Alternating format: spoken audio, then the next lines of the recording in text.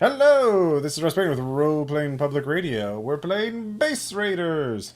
The name of the game is the Jimmy Wiseman's Last Headline, and we have three Base Raiders tonight. They've been asked by Beatrice to perform a seance. And this seance is definitely going to be cool and normal, and nothing weird's going to happen. Or maybe not. We'll find out. But so you're all in New York City in the underground market at the um, Zombie Dolphin, or no, Black Dolphin, the bar with the zombie dolphin above it, zombified dolphin. The meeting place of many of Base Raiders. And Beatrice, you're in the corner booth with Beatrice explaining the job to you. But so all of you are crowded around the table listening to the sorceress explain the sorceress made of porcelain as she explains what needs to be done to protect the underground. So why don't we first just go dive in, because all of you made characters. And so first off, Squirrel here is playing. Corvid number 19. And what does Corvid number 19 look like to others? Corvid number 19 is a not partially, mostly decomposing ex-zombie in a falling apart raven or a crow costume with a large number 19 on the back. If anybody has knowledge of pre-Ragnarok, you might recognize his outfit is kind of the tatters of the necromancer Xavier corpse. In his later years, got a little eccentric and created themed units. So when Ragnarok happened, Xavier disappeared, and Corvid woke up as one of 25 similarly dressed ex-zombies. And with a previous lack of free will, is kind of adjusting to being sentient for the first time in a long time. Has Okay. brief memories of his life back when he lived in Baltimore and he was killed in the famous John Waters Museum massacre. Nice. And what can Corvid 19 do? What are his major abilities? Well, he's mostly undead. He can kind of rebuild himself using other people's body parts or whatever he can find. Also helps with disguise in that sense. And he's surrounded by a cloud of mites and other, carrion eaters that he can kind of control, but they kind of have a mind of their own. Okay. And he has, others superhuman strength, other normal zombie stuff. Okay. Nice. Oh, and two ravens that seem to follow him around, named Omicron and Delta. That mostly eat the bugs. Oh dear. Nice. Nice. But speaking of smoke-based powers, our next player character is Commodore Mahogany, I believe, played by Chris. What does the good Commodore look like? Yes, that's Commodore Mahogany, and he looks like your 1920s tycoon style. He's got the big duster with the all black and a top hat, slick back hair with Dapper Dan just loaded into it. The twirly mustache going. He looks like he's from the 1920s, even though it is modern times. He can't quite let it go. Okay, and what can the Commodore do? Well, the Commodore, his main skills are he's fabulously wealthy as a protector of old money, so he's got resources galore. But as far as strange skills, his first big one is social blathering, which he can just drone on incessantly, and by doing so, he slowly weaves a spell that convinces opposing minds in a zone to just kind of give up and just side with him or give into whatever he wants, just to finally get what he wants. It takes about 30 seconds to do that, and to do that, he needs to be holding one of his trusty cigars from his humidor of holding. All right. Okay. Very good. So he a very social focused character. That'll be very interesting for this adventure. And finally, we have Colin, who is playing Ryan Empanada, correct? Yes. And what do they look like? So Ryan looks he looks surprisingly normal, a little bit like he's been photoshopped. Okay. He used to be a superhero blogger, but superhero blogging isn't as popular as it used to be. Mm-mm. So now he is a base raider. He didn't really want to be one, but it happened. Yeah, Yep. let's call it that. Yeah. Sometimes that just happens. Sometimes you just kind of fall into something. You start a podcast for fun and kind of becomes a career. Who could say? uh, Ryan also has a companion, correct? Yes, Ryan is accompanied by a capybara named Empanada. Mm-hmm. And it just looks like a regular capybara, right? Yes. Okay, but it's special. No tail, flat nose, Mm-hmm. short face. Yeah, so Empanada is obviously sitting at the booth with you. He's just what can he do? He is empathetic, has presence, athletic. Yeah, so he's a pretty cool Empanada or capybara. So yeah, so the all of you are listening to Beatrice, and Beatrice has explained. We have detected a threat to the underground. There are certain signs and portents that doom is coming to us, and we have used our powerful mystical abilities to get the name of who is going to be visiting doom upon us unless we do something, and it's the repeater. The repeater was a undead serial killer who we thought he had been destroyed before Ragnarok. Now our records, what we know, we don't know everything about what happened before Ragnarok, obviously, but we do know two things. One, that Jimmy Wiseman, a reporter, was the expert on the repeater. He wrote more about him in the newspapers and was an expert about it because he was he was very tight, very close to a vigilante known as Nocturne. Now, the second thing we know is that Jimmy Wiseman died in Nocturne's safehouse. Now, recently we have figured out where the safehouse is. We have not breached it yet because our general policy is not to breach bases until we need to. The one thing, we don't want to flood the market with superpowers because, well, we want to keep the prices stable, and there's only a finite number of bases out there, we think. Oh yes, got to keep the market stable. I understand completely. Yes.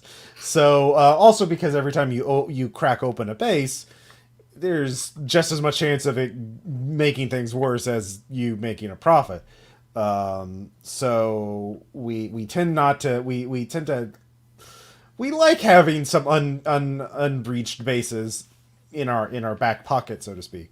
And this one is in our backyard. It's in New York City. It's here.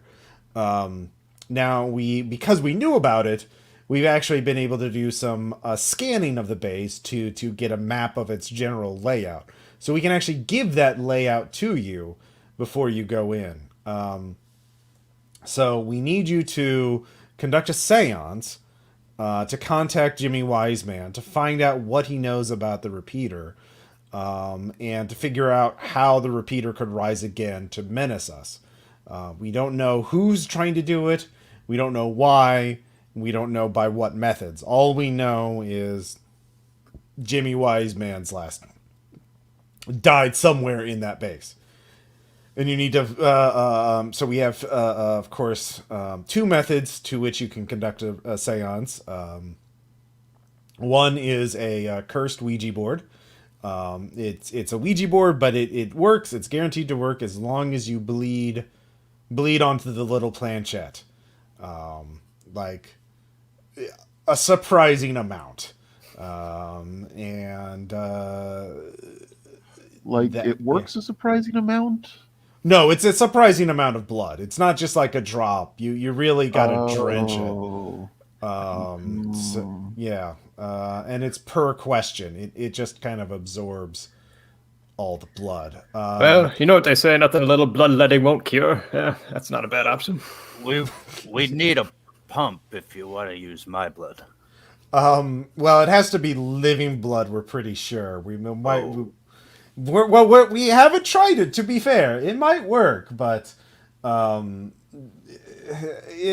all we know is for sure that living blood definitely works. Now, but that's your backup method. That's your primary method is we have a medium with us, Samantha.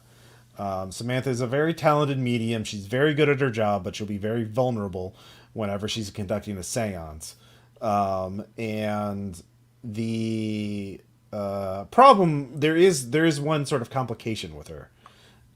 Just to be clear, there is a thing chasing her. She hasn't told me its name or why. I've seen it once. I actually managed to drive it off. It's hard to describe. You hear it more than you see it. It seems to be composed of wax and sounds play, and it has these claws that it plays across its body to play back sounds. Awful. I don't know what her story is, but I trust her as a medium. She's the only one we have that can definitely do it.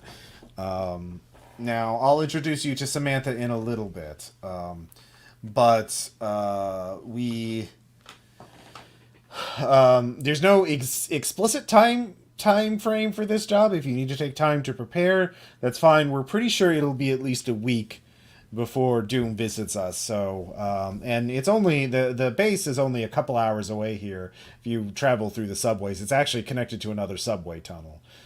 So we can guide you there, no problem. Now, we don't know who is after you, who is behind this. We're pretty sure it's not the repeater itself. We're pretty sure the repeater, as an undead being, was put to rest, but the problem with powerful undead beings, and from what all reports, the repeater is very powerful, is once you put them to rest, that all that energy doesn't always dissipate. And if it doesn't dissipate, then it's not really a permanent rest. It's just kind of like it's like putting a bomb underground. The potential energy is still stored there, and if the right conditions are met, it could still be ignited. Does that make sense? Sometimes it dissipates and the being is totally gone, but we're guessing with the repeater that's not the case. So if you can get it back to sleep or dissipate its energy entirely, that would be great. But Jimmy Wiseman would be the one to know. But that's all I know. I'll just you've been awfully quiet, Corvid number 19. I know this is your first. I know you're new to this whole base rating thing. Are you? Does this sound like something you can do? Happy to help. Out of interest, asking for a friend. This dissipation thing, does that happen to every undead? No. We're talking about undead beings that have been put to rest. You know how many undead beings are like they have some unfinished business, and you know how it is that they need to do this unfinished business before they can go to sleep forever to cross to the other side. Sometimes the crossing over to the side doesn't really happen. They just kind of take a nap, and if the right conditions are met, they can wake back up and do it again. Sometimes they forget that they did that business and they try and do it again. So does that make sense? A horrifying amount. Okay. I'm yeah. You I don't think you have any unfinished, but you just exist. You're just an immortal being as far as I can tell. Ageless. You could probably still be destroyed. Probably. I'm not sure. After this job, I'd be happy to experiment and research on you to help you understand your abilities. Absolutely. Wait, did you make me?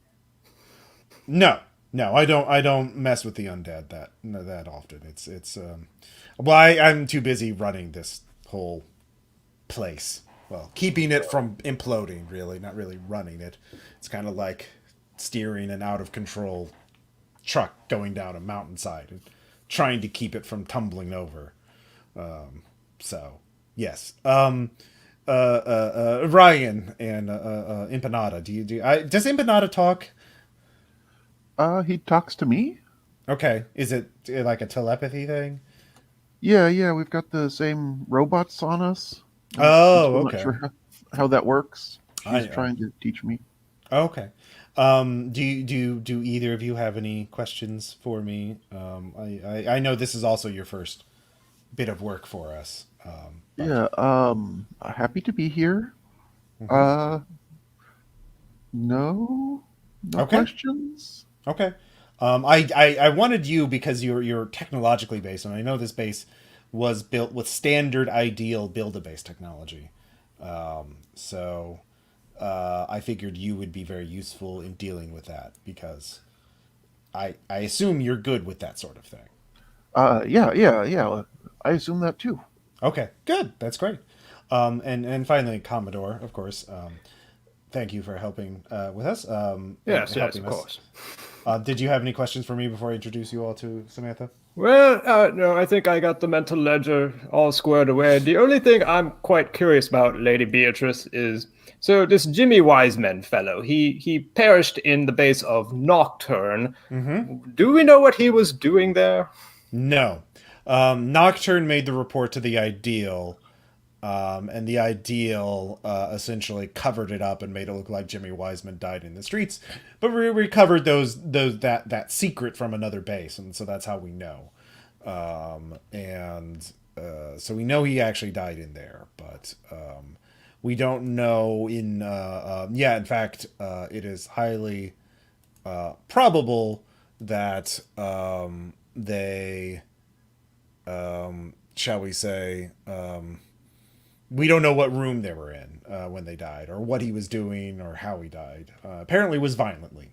Oh, According, good heavens! yeah. So, well, that I mean, that's good for us because violent deaths are the most likely to leave the spirit there, so the medium can contact them. It's a lot easier than someone dying peacefully. Ah, So yes, of course, quite right. yes. So yeah, fortunately he died violently and painfully. I mean, yeah. So As yes, a yes. as a recently interred person, do I need to be worried about possession by one of these things? Um, by who? The Wiseman guy or the repeater. Oh well, the repeater we don't know. We don't know exactly. We have very little information about the repeater, except he actually fought a number of ideal heroes. Was his body was corporeally destroyed many times, and he kept coming back. Hence the name repeater. That was not a name he gave himself. Apparently, he was some sort of revenant, obsessed with avenging his own death. Its own death. We don't even think it remembers that much anymore. But according to what we understand, Nocturne and Jimmy Wiseman were able to figure out a way to put that being to rest. But our prophecies sort of indicate that that was not a permanent rest. But we don't know much about it. Certainly, you all have resources. I'm sure you could dig up more specific information. But before I introduce you to Samantha, I do want to mention this is the map of Nocturne's hideout that we have scanned. We do not know about the defenses exactly. You can make your own guess, but these are the rooms, and we have sort of labeled them. So out of character, if you look at our RPPR game chat, you can see Nocturne's hideout, one of our Patreon RPPR illustrated images. So look at that. Let me introduce you to Samantha. So Beatrice motions from another table, and a woman in her late 20s, early 30s, short, blonde, cropped hair, kind of a sad expression on her face, just wearing a leather jacket and jeans, sort of nods at you all and sits down at your table. The air does feel slightly colder when she sits at your table, as though a slight breeze passes over it. The rest of the busy bar seems to quiet. Though the more perceptive of you may notice the lights flicker and dim slightly as she draws near. She says, I have a vested interest in protecting this place, so I will help you. I will say, if he dies in the base, given the size of the place, I may not be able to reach him if I'm too far away. If you can figure out what room he died in and how he died, I would be able to. It would speed up the process. But if I know at least what room he's in, that's average. But if I know, the more I know about his death, the easier it is to contact him, to draw him back. And once I do that, he'll have to answer everything that he knew when he was alive, whether he wants to or not. So have your questions ready. But when I'm doing the seance, I can still hear you if you want me to cancel it. If we realize that we're in the wrong room, we can deal with that. But I will need your protection if there's, my guess is if someone's after this repeater guy, they know about this base too, or when we make contact with Jimmy's spirit, maybe they'll be alerted to our presence. We don't know. But yeah, I can go whenever you want. I don't know how you all operate. I'm not really a base raider myself. I just talk to dead people and try not to get killed by, well, I don't want to talk about it, but if I use that is a risk though. If I'm in the wrong room and I do a seance once, that's okay. But the longer I'm in a state in a seance, the more likely it is will attract the thing that's hunting me, and that's going to be unpleasant for y'all and me and everything. So hopefully we don't have to do that. So, but yeah, so that's the briefing. Samantha's ready to go whenever you are. They'll have a guide take you to a reprogrammed Doombot, Killbot, Murderbot. Did I say Killbot? Yeah, whatever. So you can make research checks if you want to, or contact people, or you can just go to the front door and force your way in.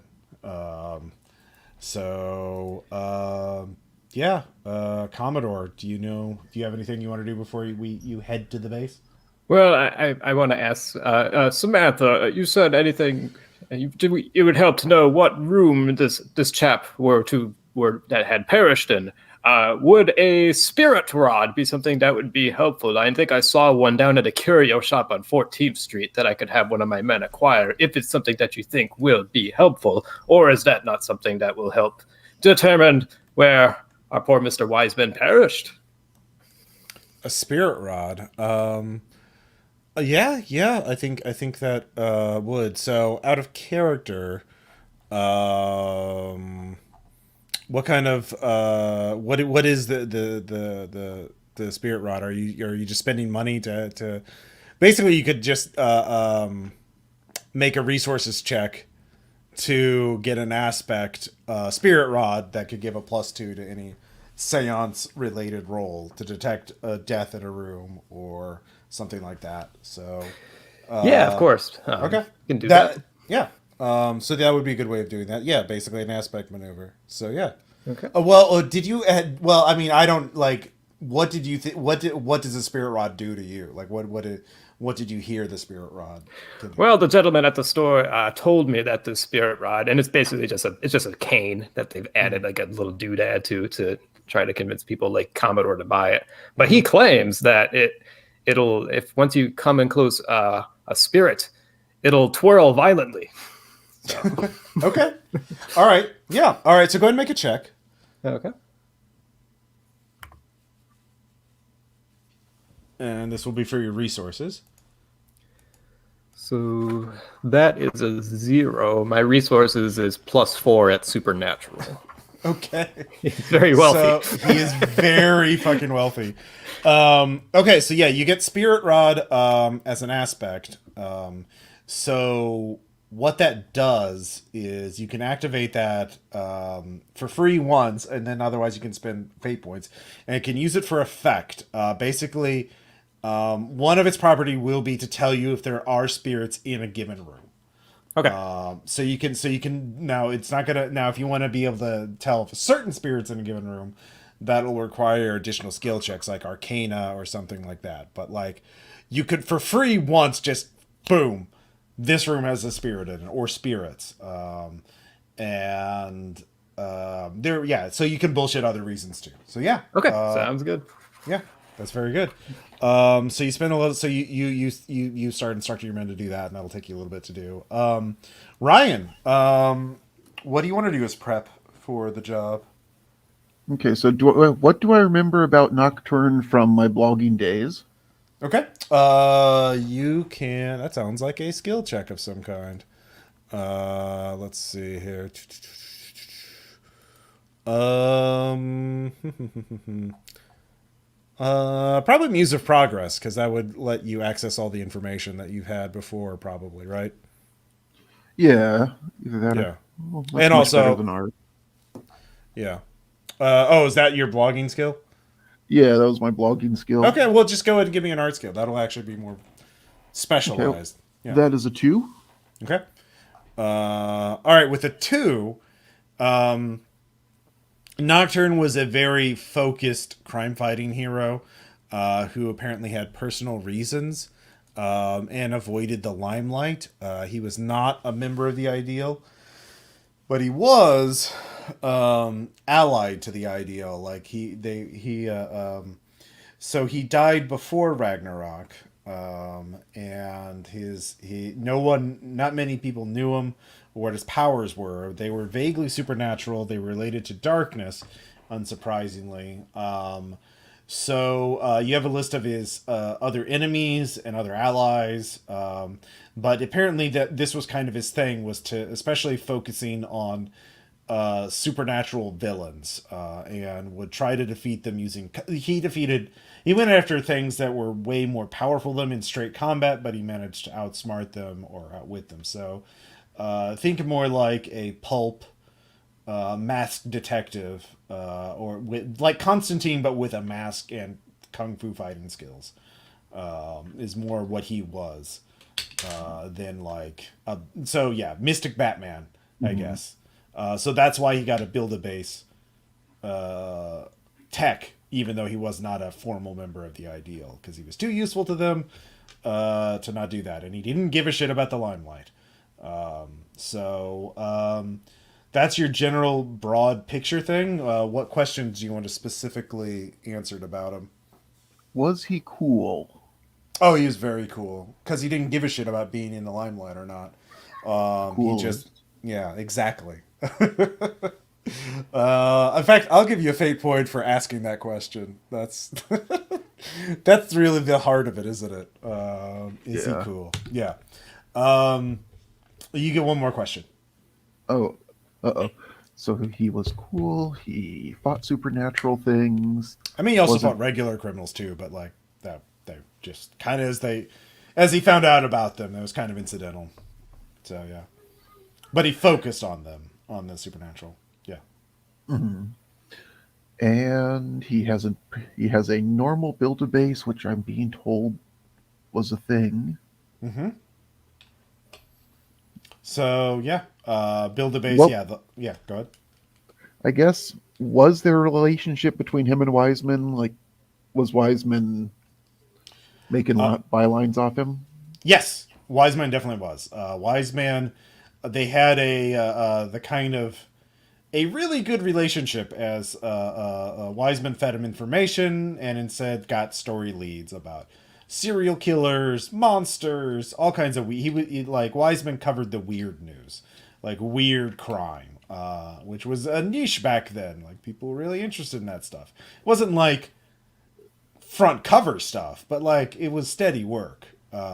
Especially in New York City. New York City had a lot of weird crime and weird shit going on. So yeah. Yeah, they had a really good working relationship. You also get Jimmy Wiseman's like basic biographical stuff too.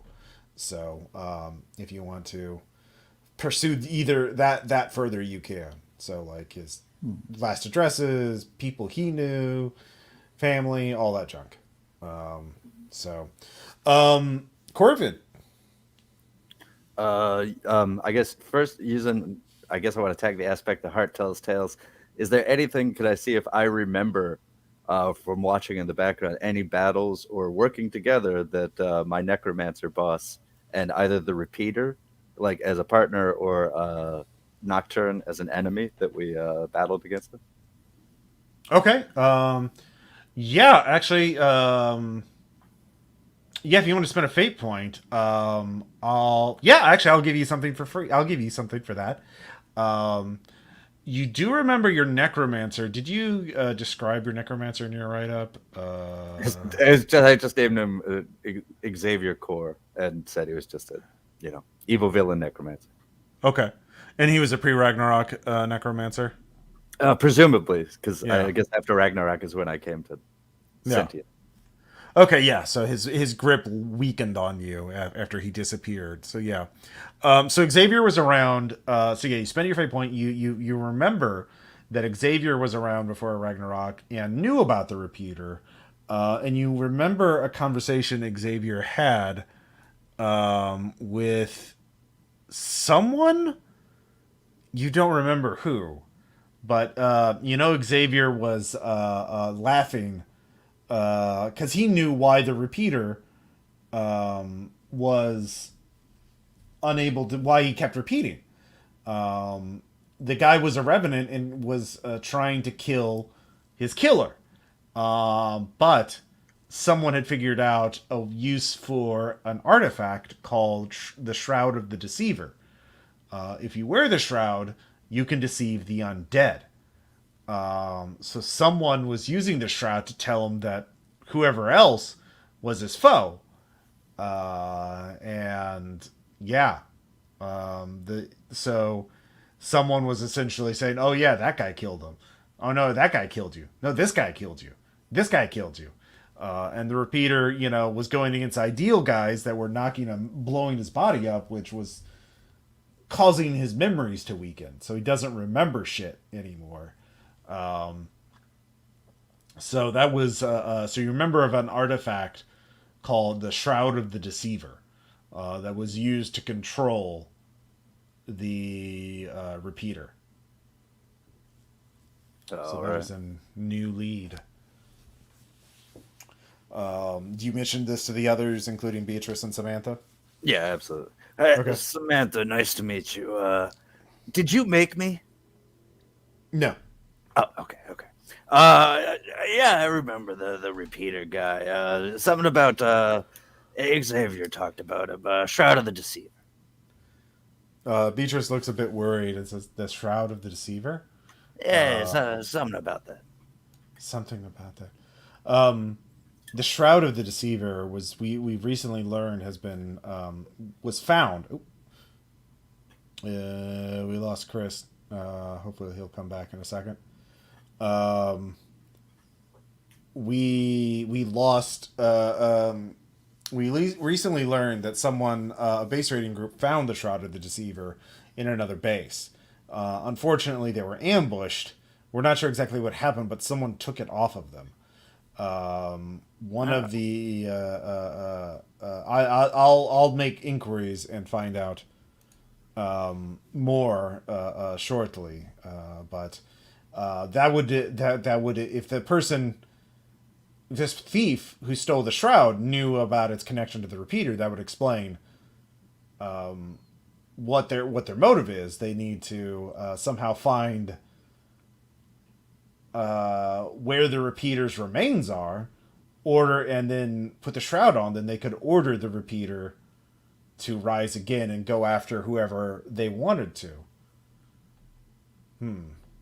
But we don't know where the remains of the repeater are, which probably Jimmy Wiseman knows. So that's not great. But it certainly it helps illuminate. It's another piece of the jigsaw puzzle. Commodore, did you get that? Chris, are you there? Yeah, sorry. No, I caught the very end of that. Sorry, I tried to zoom in on the nice map and it destroyed my computer. Oh no, it's a very large image. It's like a 30 meg JPEG. I realized that after I clicked on it. I was like, this is a problem. Well, no, I got the gist of that. So. Okay. Okay, so now, thanks to Corvid's unique connection to the world of the undead, you've learned something else new about what is going on. So, yeah. What do you want to do now? Does anybody else want to make any proper notes to go in, or research to go in, or do you want to? Oh no, I forgot to do that. Or do you just want to go in? Let's see here. Sorry, I'm looking up my thing on the notes that I had for. Because I basically gave Patsy some handwritten notes, or not handwritten, but like some notes for this base, and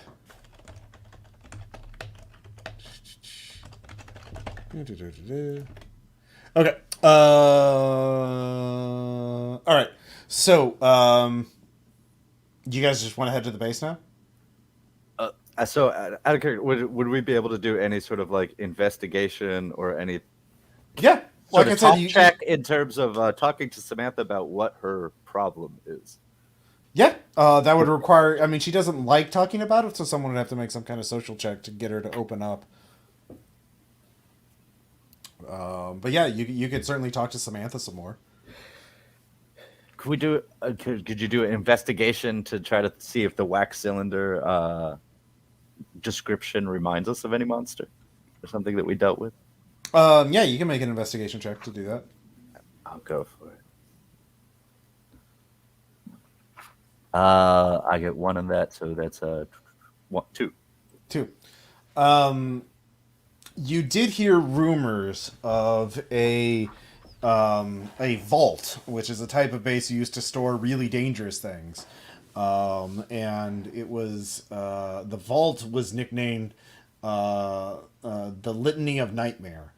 And apparently there was some sort of what you understood, it was some way to copy and store nightmares and fear from people. So it was a massive repository of recorded fear. And you know that this entity is connected to that. It was part of some sort of grand project to transcend mortal limitations. You're one of those things to become like a powerful being. Yeah, become like a great old one or something. Yeah.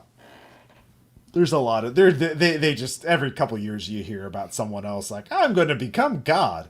And they create some sort of weapon of mass destruction, some sort of occult bullshit that it's going to fuck up the entire planet until a group of misfits puts a stop to them. So yeah, this is undoubtedly Samantha's connected to that. So that's about that with a 3. That's about what you can get. I assume that's at mundane tier. Oh yeah, yeah. So yeah, but yeah, if one of you want to talk to her, you can make some sort of presence or anything with convince would do it. I could try to convince her, but my concern is if it doesn't work, and we're trying to get her to go into a dangerous location with us. Mm-hmm. So I could try, but I don't know if that really makes sense. Yeah, that's true. Certainly if you fail, that would have consequences. And yeah, so there's nothing for free. So yeah. Ryan, is there any more research or investigation you want to do before you headed? Yeah, I wanted to do one other investigate thing, but also I can try to talk to Samantha. Sure. So we're still at the bar. Yeah, basically. I mean, right now this is kind of an open scene. You can, like, Commodore went out to tell his minions to go Spirit Rod. You're just kind of like you can. This is basically like kind of like a day of prep work. You're also gathering your gear and sort of planning your path and looking at stuff. So yeah, but yeah, I mean Samantha's around, so you can go and have coffee with her, basically. Okay. Yeah. All right, so I'll meet her at a cafe. Mhm. Hi, Samantha. I'm one of, I guess, your escorts. I Mhm.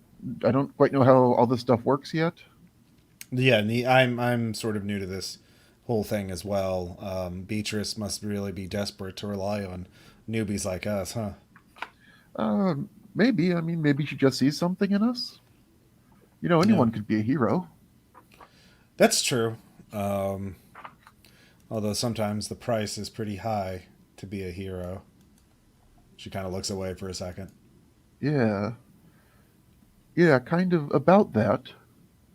I was wondering about this because we were told that something is chasing you Yeah, and it'll probably show up. And if you I tell guess, it'll show up if I spend too long in there. But if it's if you ask if you find the room that he dies in, and you have like 3-4 questions, I can get out before that thing even gets wind that I'm connected to the spirit world. It's when I do lingering trances that it shows up. So in and out, no problem. okay, so have our questions written down before, I guess. If it does show up, like, how do we get rid of it? It has a physical form. Gross physical damage can work. Its weapons are sound based, so if you can cancel out sound or drown it out, or that would be helpful. Its strength is variable depending on the environment that it's in. It has to be in a really fucked up place to really be really dangerous. A hero's base, the hero is a point of light. Someone fought against the darkness, it's going to be weaker than if we did it at like a prison or an insane asylum or like a battlefield, you know. So it's about the symbolism of the area. What kind of emotions are charged into it, I guess you could say. So yeah, Okay. but I don't know that much about. I mean, look, um, yeah. So you deserve that, but like So, sound monster and shoot it? anything that can. I mean, it's got a body. It physical weapons affect it. I don't know what works better on it. I just know that if you're really strong, you can punch it. If you're really fast, you can. If you have a really big gun, it'll work on it. Okay, cool. Wow, thank you so much. Uh huh. Um, we're happy to be working with you. And Panada pokes his head up over the table. Yeah. I hope. I mean, yeah. Hopefully, this just we just go in and out. You know, no problems. But I definitely don't want a big undead monster running about because I wasn't able to do my part. Yeah, no, this no problem. Everything's gonna be fine. Mm-hmm. Yeah, it's just a little house. We go in, talk to a spirit, go out. Everyone likes us. I mean, this isn't like the first base you've raided, right? I mean, technically, no. Technically. Well, like I got my powers in a base. See, yeah, see, so yeah, this is like old hat to you, right? Yeah, yeah, totally. It's the first one I've done under my own control. Whoa, oh, you're kind of quiet when you want to be. Yeah, everybody seems to just not notice me. I don't know why, except the smell. Well, there's a lot of weird smells here. I kind of gets lost in there in the mix. Yeah, you're still in the underground right now, so In yeah. terms of so like I have burglary at extraordinary level. Mhm. Would I know what to expect from a build-a-base security? You can make a check to find out. Okay. Let's see. Oh, also, I need to find pictures of Jimmy Wiseman's family. If 2. I can. Okay. Yeah, whoever made that check on Jimmy Wiseman already dug up that basic stuff. Cool. So you have leads to pursue to ask them questions and stuff. Okay, with No, I two meant so I oh. could take their shape So you can take their and shape. talk to his ghost. Yeah, Okay. Do you just need photographs for that? I assume so. Sure. Okay. I'm going with T1000 rules. Oh, okay, yeah. Well, T1000 was technically you had to touch, but if you don't have it as a complication or a or what do you call it, a limitation? Yeah, no, I don't. Yeah. So then, yeah, you can, if you just see it, you can do it. So yeah, snag. Oh yeah. Yeah, your only thing is the same mass. So yeah. Well, it's limited by my skeleton. Yeah. So you can do other human-sized things. Human-shaped, human-sized. So yeah, I could other kind of people puff it out to do a file cabinet or a bear or something. Yeah, but a bear would be a small bear, and a filing cabinet you'd have to like squeeze up to be. You'd have to like take. Yeah. Yeah. So yeah.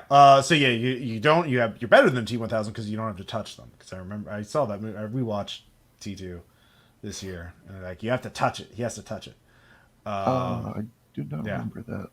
Yeah. It's kind of a dumb rule for a robot, but anyways, Corbin, with your burglary rule, standard thing would be biometric data and passcode required to gain entry into the safe house, into the base. So obviously you don't have that, but somebody with super scientific knowledge or super high tech shit can fake it.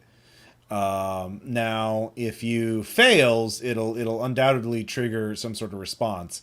Now, the response may be a sentry turret from the ceiling, or it may be a controlled explosive that collapses the entrance room, or it could be a pit trap, or a gas trap, or something. So you probably don't want to have the entire group in the same room while Ryan hacks the door. Now, there are non-standard features in the room. So if you look at the map, Hall of Mirrors, you have no idea. That's custom. They may just be regular mirrors, and Nocturne just fights it. Or Nocturne may have done something to those mirrors to make them magical. Let's see here. Room number 3, the medical station. That's going to be pretty standard. Going to be biometric data to get into any of these rooms. So you'll have to hack each door separately, and if you fail any one, it'll enter the entire base into a lockdown, and all of its defenses will go up to maximum, and any traps will activate. Most of them are going to be area denial things, gas and sentry turrets and that kind of thing. The whole idea was like, hold the base as long as possible until Nocturne, who would have received our alert, can come back to deal with the intruders. Obviously, Nocturne's not coming, so you just have to... The traps are more of nuisances than, like... They're not going to fuck up the entire base to prevent you. They're just more obstacles to wade through. Room number 4, the detention room, is going to be separate. Going to be much harder to get into that room, because obviously that's the detention room. That's where you would hold people. And the crime lab and trophy room is obviously going to be where he's going to make his last stand if he was attacked. So, yeah, and there's probably another entrance / exit out of this base in room 6, but that would be like a small tunnel leading somewhere. You'd have no way. They didn't find that other entrance, so you're not going to be able to do that without some sort of magic or high-tech bullshit. Which, I mean, you characters have magic and high-tech bullshit, so you could try and find that secondary entrance. So that's sort of the by the number stuff. Nocturne undoubtedly customized it to some degree, but you have no idea. Okay. And in terms of what we know about Nocturne, do I know enough or remember enough or could get enough to kind of go and select some body parts to adjust my face to look a little bit more, adjust my body to look more like Nocturne's? I assume he wore a cowl and looked He- all he- dark and stuff. He looked like, well, yeah, that's the thing. You don't have detail. You don't have enough data on that. He wore a mask. His powers were literally shadows, so there's no like good photos of him. So you don't know what his height, weight, or general dimensions. I assume he had a strong jaw, so I'll go ahead and replace my jaw. Yeah, you know what? I'll give you that. He definitely had a strong jaw. Yeah. Cool. So who wants to do something next? Commodore, do you have something in mind? Chris, you there? Oh, sorry. Yeah, my connection cut in and out there. What was that? Did you have something you want to do next, or are you ready to go to the base? Is Beatrice still there? Yeah. You can talk to Beatrice. Yeah, I just want to do one quick really thing. Just ask. So, Lady Beatrice, we don't go to anything without insurance or a backup plan. And this lovely little diversion by the Parker brothers you mentioned before might be as you said, our backup plan. Do you know how much blood it takes to work? Just in case something were happen to the Lady Samantha and her spectral beastie were to show up and we need another option. Well, if the planchette will start hovering and glowing, and you'll feel a chill up your spine if you have a soul when it's had enough blood.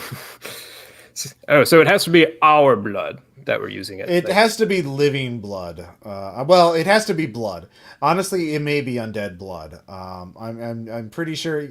We've tried with stored blood, and that didn't work. So we think maybe pain has to enter into it. So whoever's in the room has to feel pain while bleeding onto the planchette. That settles it for me then. I just wasn't sure if I could bring, a little cart full of blood just in case we needed it. But since it needs you're pain, welcome to experiment with it now, but I don't. No, I trust you and your misadventures. So we will just bring it just in case. But our primary duty will be to protect the Lady Samantha and figure this out.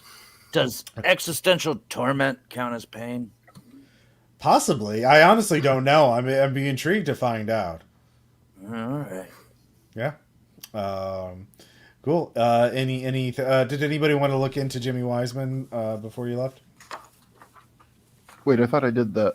Yeah, you got his basic biographical stuff. Did you want to contact his family members and try and get more and interview them or something? Yeah, I guess I might as well since we're here.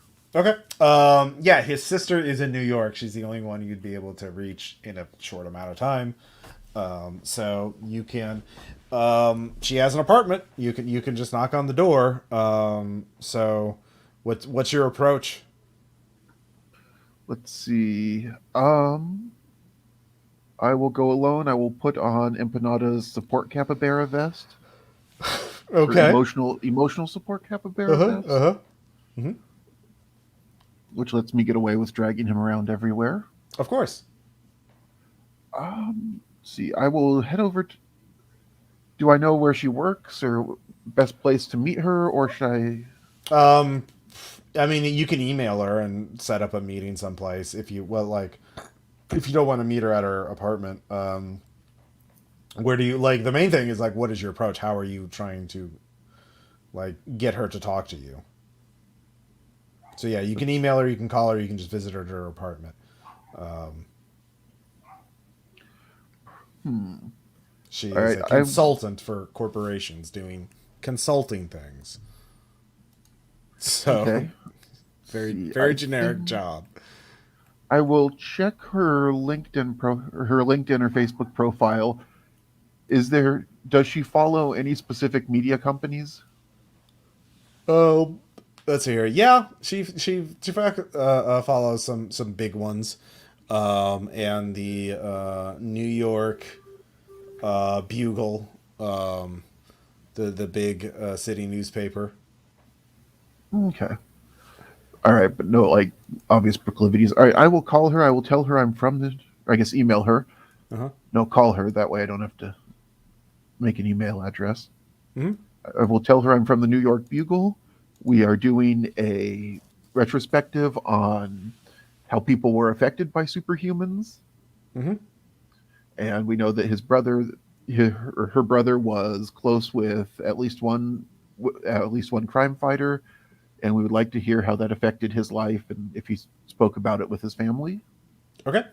Go ahead and roll presence, I guess, or contacting. Either one would work. Okay, well, my roll says -1, 2, 0, 1, 2. Did I? I do not have contacting. Presence. Ooh, 3. That's a 5. Okay. 6 if I can get help from my capybara. Oh yeah, yeah. So she agrees to meet with you and opens up. She's been wanting to talk about her brother for a while, to tell his story, and get his name out. She has some of his notebooks and belongings, and she's wanted to do something with him, but wasn't sure how and wasn't sure how to go about it. So she's eager to talk to you. So what are your questions? Which superheroes? We know that he was very friendly with. Oh God, I just blanked. Nocturne. Nocturne. Were there any other superheroes that he worked with? I mean, Nocturne was his ace in the hole. I mean, he interviewed all the big names like Avalon, Cerulean, like all the big names of the Ideal. He interviewed at least once or twice. But I mean, every reporter in New York eventually got interviewed the Ideal sooner or later because there's so much stuff happening here. She mentions a few other heroes, most of whom are died before Ragnarok. He focused. He tried to actually stay away from the big names. He was more interested in the weird stuff going on, because nobody else was covering it, or like there's a whole scene of weird stuff below the scenes that he was really interested in. So yeah. Okay, so a whole scene, like an alternative type scene, or a Well, the way he put it is punk that, scene?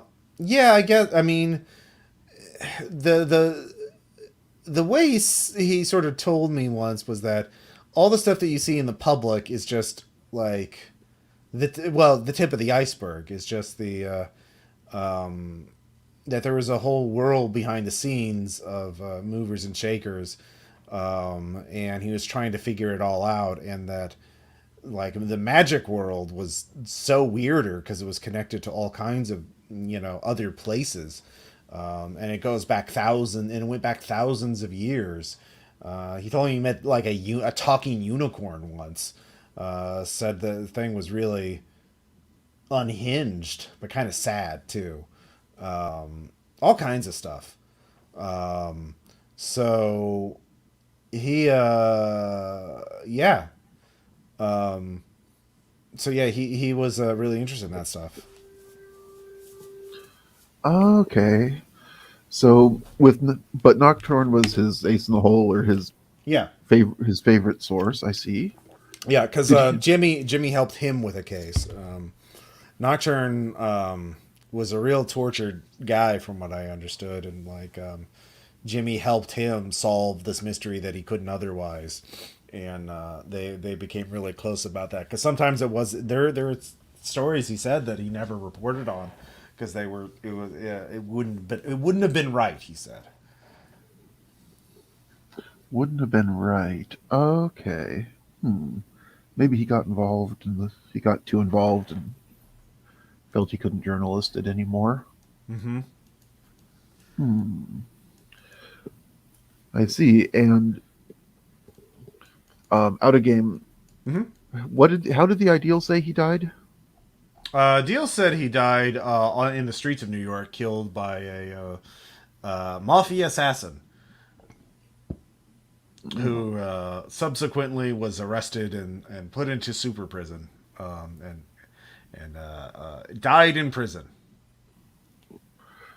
Okay. Okay. So he died by like normal violence type stuff, Well, or you don't know. You know for certain because of secret Ideal messages that he died in Nocturne's base, but you don't know how or why. oh, okay. Let's see, what else should I ask her? You could ask about the repeater, because Jimmy knew something about the repeater. Oh, right. That's the whole point of dragging his spirit out. Mm-hmm.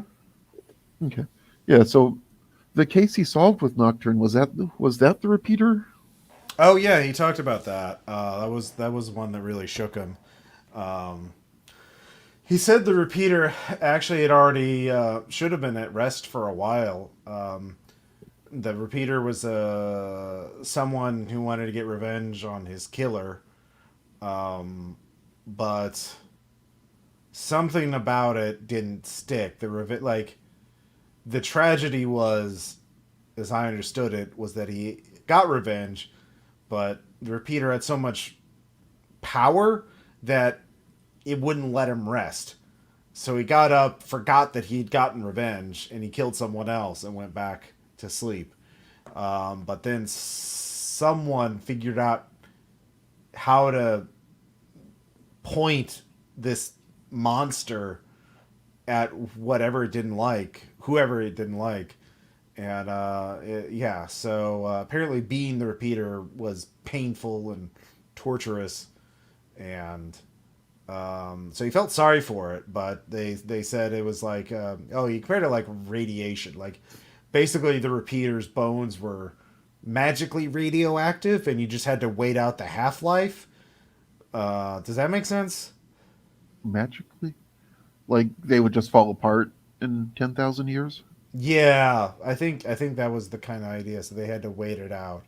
But if nobody had his bones, the repeater's bones, nobody could point it. And he They just put it pop to, up? yeah. So if the bones were kept safe, the repeater would stay asleep, and eventually it would stop being. It would stop getting up and killing people. Okay, so have to bones had to go away and he would stop killing people eventually? Yeah, I Okay. think that was my impression of it. Well, that seems to make sense. And let's see, Jimmy Wiseman, what were some of his hobbies? Did he change his personality after meeting the ideal?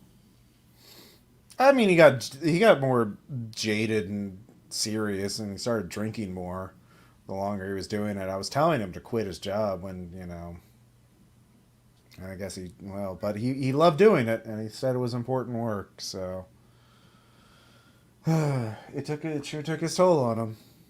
That's why I want somebody to tell a story, so people don't forget about him. Yeah, that makes sense. That sounds quite rough. Okay, I can't think of other questions I should be asking here. Okay. Does anybody else have any questions they want to? Oh yeah, Ryan. To have ask her this. Corvid, did you have any questions for Jimmy's sister? Not at the moment. Not that Okay. aren't met. Commodore, anything from you? No, I think we're all set. Okay. All right. So the sister is quite thankful, and will be quite sad when she doesn't see the interview in New York Bugle. Yeah. Yeah, good thing I look like Clark Kent right now, so. Yeah, it's fine. It's In fact, fine. that's the name I gave her. Oh, sure. Well, that's just a regular name in this universe. Pirate comics are all the comics that people read. It's Watchmen rules. So yeah, so all of you head out to the base, and I will take a quick break. I'll be right back to get some water. So, BRB. Okay. Oh shit! I forgot to grab. On the way there, we should grab some kind of drink that he liked and some flashlights.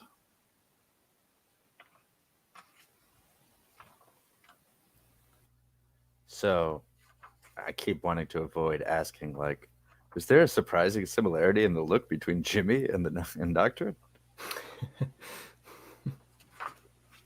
But I feel like that would be metagaming, especially in this universe. If we're going by comic rules, like, you never make that connection. Yep. I mean, I was never in the same room with them either. Good heavens.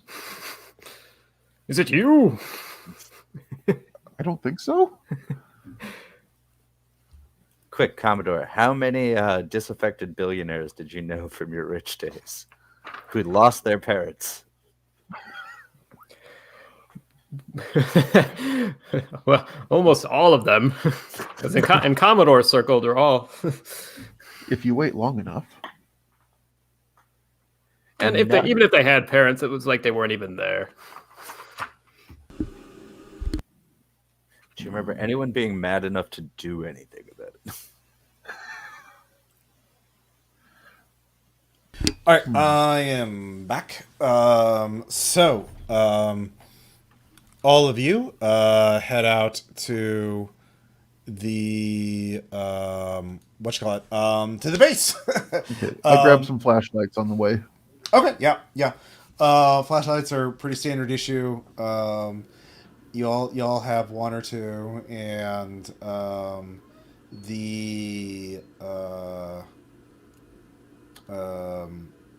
yeah, if you want to have other specific equipment, you can just spend a fate point to have it. Okay. So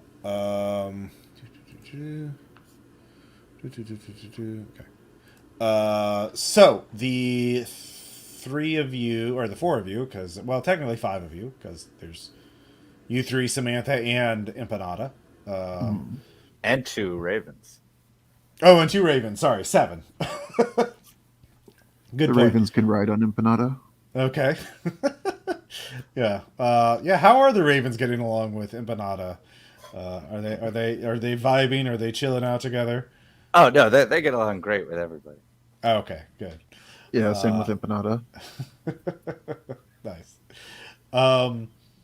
So the lot of you basically head to another section of the subways higher up, and this is a active tunnel. Train cars do come across here occasionally, but there is basically an alcove that you wouldn't notice if you were riding the subway, but when you're walking along the tracks or beside the tracks, you can notice them. The guide is a alien, a Ludian, who is wearing a large oversized hoodie, so he just looks like a guy, and he points to this a slightly raised brick.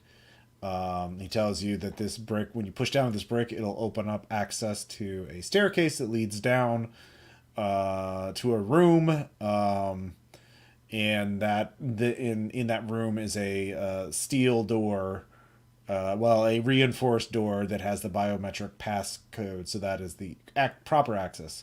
So they've only gone into that room with the staircase before. They haven't even touched the door because they wanted to keep the base intact because they weren't sure what was going to happen when they open it up, as things are like that. The base rating begins. I assume Ryan is the one who wants to tackle the front door. Yeah, I'm totally ready. Okay. So which ability? That would definitely be Muse. Okay. Yeah, information, dismantle. Yeah. That would definitely dismantle the security. Yeah, that would definitely work. So this will be an opposed roll. So go ahead and roll yours, and I'll roll mine. All right, everybody step back. Oh dear. All right. Okay. Go ahead and roll yours. I did. I think I'm going to spend a fate point on this. Oh yeah, -3. Yeah. You might want to re-roll that. Yeah, let's just re-roll. Yeah. I will invoke. Let's see. I saw Lockbox do this. Mm-hmm. He was a supervillain who made supervillain videos. And I totally saw him do something like this once. Oops. And he was -2, 1 point better. Well, 2 points better. So So 2 versus a 0. Okay, 2 versus 2. So it's a tie. So if you want to spend one more fate point, if you have one, you can definitely win. Otherwise, All there right. will. Yep. I think I want to impress everybody with my obvious skill at base rating and understanding of this. Okay. So I will Yeah. tag learning to be super Mm-hmm. and get a +2 on that. All right. With that, you're definitely able to bypass the security. You get the code. You figure out what biometric data to enter in to pass that in there as you access. It was left in the permanent memory of the passcode system, so you just copy that, and you'll be able to enter that in there. Yeah, you're able to gain access to the first room of the base. Wait, you got through the biometrics? Oh yeah, Oh, yeah. I brought all these extra pieces just in case. Okay, whatever. Jolly good. Good to be prepared. I leave we a might need pile of those. like fingers and things by the door. Okay, so with that, because you have that copied data, you will only have to make checks to get into. Obviously, number 4 is going to be harder to get into room number 4, and room number 5 and 7. 4, 5, and 7 are going to require checks as well, but rooms 2, 3, and 6 are accessible now. So you enter in the entrance room. You can see the group of you can see that there is a some sort of trap here if you that ready to be activated if someone fails the data or someone fails the security check. But fortunately, you did. So now you can if you look on the map. You've gotten past room number 1, and you can try and hack into room number 4, or you can go into room number 2. Is there any way we can get through without going through the Hall of Mirrors? I'm not a fan of seeing myself. I don't think there's any way, old chap. It seems like that's the way there. I don't see any other things on this map. Oh, Yeah, all right. yeah. But Omicron So- Delta, you guide. I'm gonna remove my eyeballs for now and let my ravens guide me. Okay. So you open up the door to number 2, and you're gonna use your ravens to scout the room, to scout the Hall of Mirrors. Oh, they're just sitting on my shoulder for now. I just did role playing once. I Okay. removed my eyes. Okay.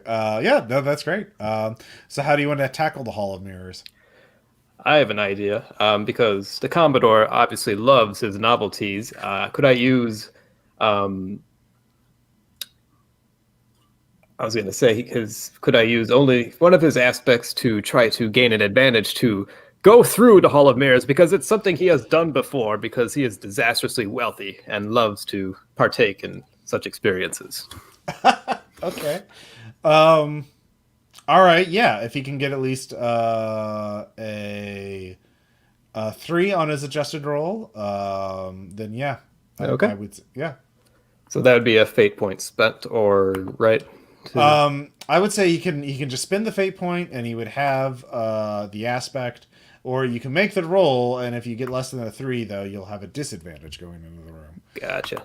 So you can risk it, or you can just spend. Oh, we'll just risk it. Okay. Commodore does not know. This is not the same Hall of Mirrors he's done before. All right. So Commodore bravely goes in. In fact, I'll give you a fate point. As he, I know the way. I'll scout it out and tell you once I get back. And let's Fate point see. taken. Yep. And so what does he have to resist a 2 extraordinary grapple technique? A sedative. Does he have resist damage? Does he have or something to resist Physical damage. Absolutely not. All right. So he needs a 4 with a total of a 4 to resist this. Basically, you roll at a +0 because that's what your endure skill is by default, because it's just resisting a sedative. Okay. So yeah, it's what I forgot. It's the resist damage trapping, I believe, to resist an effect.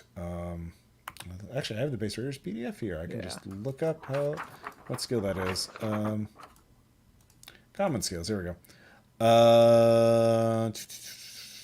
Endurance. Yeah. I would allow endurance or anything with resist damage. But if you by default endurance is +0, so you could just set them. And I rolled a 2 extraordinary. That means a 4 mundane tier.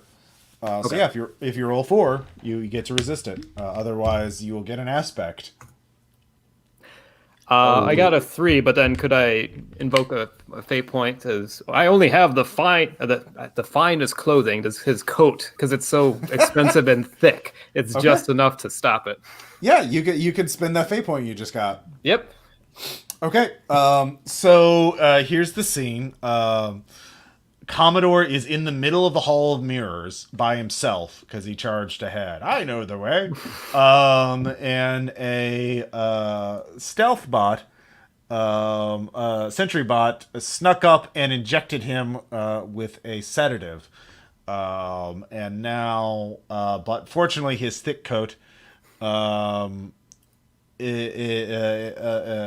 thick coat prevented the needle from actually piercing your skin. So fortunately, it's a very thick coat, apparently. Those brothers are good tailors. I tell you what, gentlemen, if you ever need a coat. So, Commodore, the robot just acted, and failed to do that. So you get the next action, and then the rest of you are by the front door, the entrance to the Mirror Hall. So we'll get to you last. So Commodore will act, then the Sentry Bot will act again, and then the remaining player characters will act. Unless somebody has some sort of superhuman initiative thing, or detection power that will let them sense somebody from a distance in a Hall of Mirrors. And I don't think anybody does. So I think right now, right? Definitely not. Nope. Okay. All right. So Commodore, it's your action. What do you want to do? So basically, right now I got a death bot trying to kill me. It's definitely a robot of some kind, and it has an arm with a needle injector on it, and it has more needles. That much is obvious, and it's kind of mirrored as well, so it blends in with its surrounding. Well, yes, Commodore is going to try to scurry away from this stupid thing and try to get to the other side. So he's pressing on, trying to get to the exit. Oh, goodness, yes. All right. What does he want to roll for that? Athletics by default, which would just be base for him, so this is... Yep. he's really... He is out of his element, but doesn't care. Okay, yeah. I mean, you do have your Derringer. You could take a stand against the creature. That is true, but the problem with the Derringer is it's just annoying. It doesn't really do much damage. Yep. All right. All right. Another -3? Yeah. Yeah. All right. You do not... You slam into a mirror, unsurprisingly. Mm-hmm. Now... yeah, so it's just going to inject you again. It's going to try again. Let's see here. It has a +4 extraordinary to stab you. So yeah, you can roll another. You need a 4. All right, so let's give it a shot. Try to roll away. I mean, you are making a lot of noise, though, so people are going to be able to zero in on your position pretty easily. Yes. Well, not quite a 4, but he's giving it a good shot. All right, so you get injected. So so you're drugged. That's your temporary aspect. Okay. And so he'll activate drugged instantly.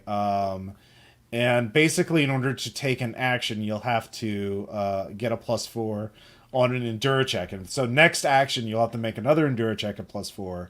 And if you fail that, you will be knocked out. But otherwise, every round you have to keep resisting until the scene ends or someone can use some sort of power or ability to remove the sedative. So it's just a sedative. So, but that is your action. So the rest of you do hear a commotion going on in the middle of the room. So Corvid, 19. You can hear someone slamming into a mirror as though they just charged into it. What are you going to do? So I don't see the Commodore anymore. No. Well, I mean, you can see Well, I don't glimpses. I mean, it's a hall of mirrors. There's something going on ahead. If you make an alertness or something with notice, you can try and figure out where he is and what the fuck's going on. Okay, I'll do it alertness. It's Okay. mundane, but +2. Mm-hmm. 0. Unfortunately, with the 0, you're like, yeah, you can hear it. It's definitely in the middle of the room somewhere. All right. Well, with that, I'm going to since I don't have my eyes in, I'm gonna ask Omicron and Delta to guide me. Okay. And they're gonna do about as well as birds would do in Hall of Mirrors. Okay. So you're just sort of running forward. Yes. Okay. Give me athletics to see. We'll use athletics for that. -3. You also slam into a wall, unsurprisingly. I'll give you a fate point for having the birds control you. So yeah, you just kind of bonk. All right, so Samantha's looking a little perplexed, like, what the fuck's going on? We're professionals. You are professionals. Ryan, what are you going to do? I am going to follow Corvid slightly cautiously, waiting for something to attack him, and then I'm going to jump that. Corvid slams into a wall immediately. He just, like, first wall he hit. So you're gonna have to go past Corvid, which you can because you at least see that wall. So you can definitely get further than Corvid. So you can sneak or you can run. I am going to walk and turn on my flashlight and shine it around at the mirrors. Okay. Yeah, you can give me alertness to see if you can figure anything else out or something with If it's notice? notice, I have that on Muse. Yeah. Your super high tech power might be useful. Okay, so yeah, +3 superhuman, -2. So 1 superhuman. 1 superhuman. Fortunately, the sentry bot is not currently cloaked or in stealth mode because it just injected Commodore. So you see exactly where they are in relation to you. You shoot out some lasers from your eyes thanks to the liquid metal on you. And with that, you're able to get a 3D diagram and actually you just get a ARG superimposed view of the room just as pillars. So you actually don't see the mirrors.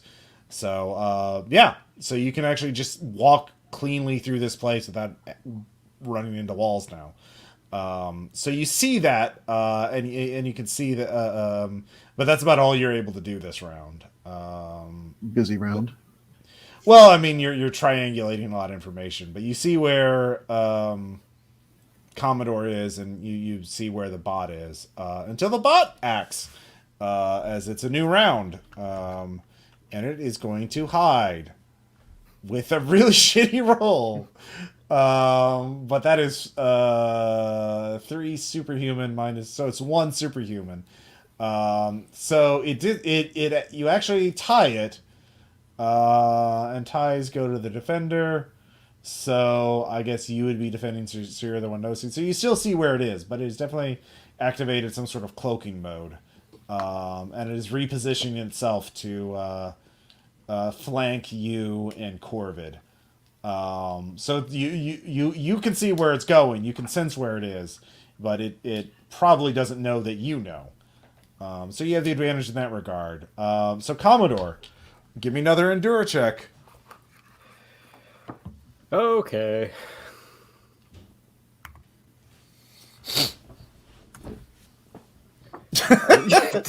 Dicebot hates us today. Yeah, Dicebot wants blood, as Dicebot is wont to Oh do. my god. So yeah, you go nighty night for this round The as you best start rolls dropping. tonight. Yeah. I will dream of my money. It brings me joy. So the next action is Corvid. Okay. I'm going to get frustrated by the situation and begrudgingly put my eyes back in. Okay. See myself flip out and tag Rue the Morgue to start destroying as many mirrors as I can and setting my crows off behind me so they don't get hit by glass. Okay. Smash through the mirrors towards the Commodore. Also, Yeah, you can. destroying my face. Okay, yeah, so you can roll an attack, whatever you use for unarmed attacks, and that'll be basically an aspect that anyone can use to gain an advantage against the sentry bot. Would that be tagging?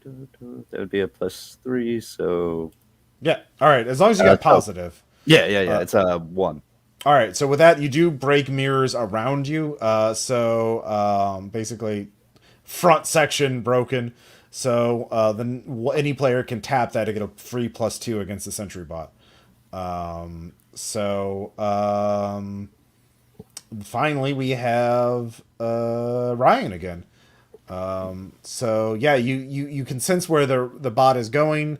It's trying to flank you two, sneak up on you two. It's not quite there yet. It's coming very soon though. So what you can act first. What do you want to do? Two things. Okay. So Empanada will go to Samantha and offer her the end of his leash. Okay.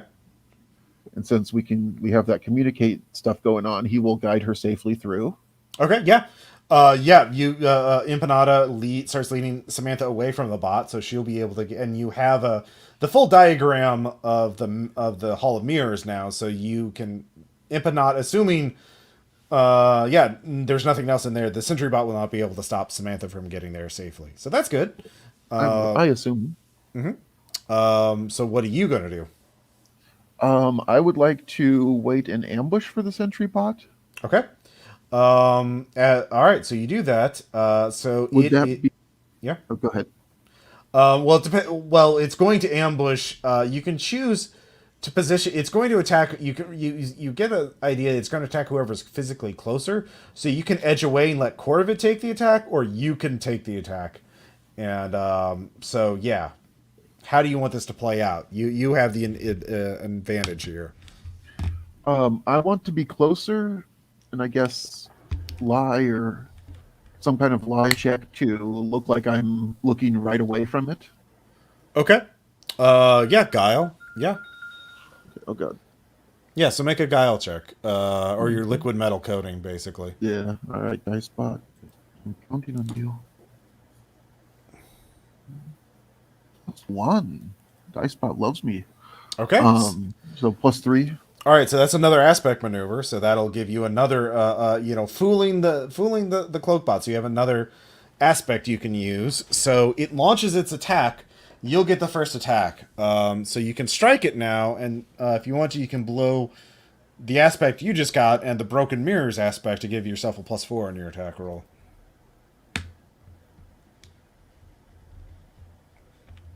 Which I assume you're using liquid metal coating again, because that also has strike.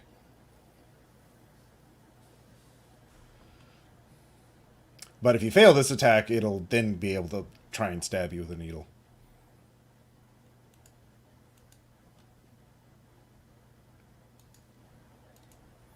Okay, so that's a 1 on your roll. You have 2 in the liquid metal coating, so that's 3. And then you can use both aspects for a total of +7. You did surprise it, so it doesn't get a chance. Well, it has a resist damage of 1 superhuman. So 2. So you inflict 5 stress on it, which is enough to... It has 3 boxes. So you fill in the 2 and the 3 box. So it has 1 stress left. It has no armor because it's a stealth bot. So what does this look like? It's not totally destroyed, but you really fucking hit it.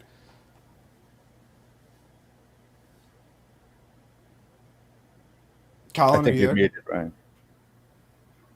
Yeah, I turn my head to look in the opposite direction of wherever it's coming from, Mm-hmm. and then as it comes closer to me, just straight out of my hips come two stabby spikes. Boom, boom. All right, it just impales itself on your spikes. Yeah, and then they retract right back in. Okay, so it staggers back. Its circuits are, there's sparks coming from it. It's twitching.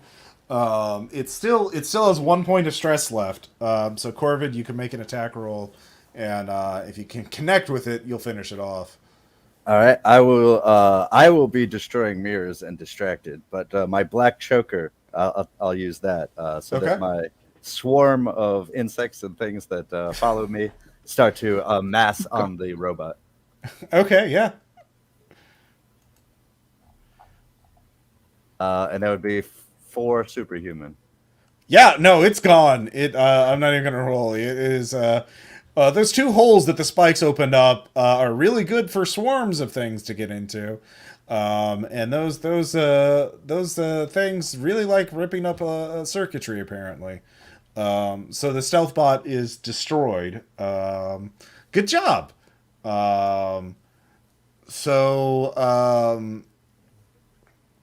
Meanwhile, Commodore. You come to. It was a quick acting sedative. Apparently, the strategy of the stealth bot was to inject somebody. Just the injection would just be last long enough so it could stuff you inside one of these pillars in the room until Nocturne showed up. Good heavens! But as you were standing up, you see a fairly translucent old man, also well dressed, smoking a pipe with a monocle. It's like, what balderdash is here? What are you doing here? I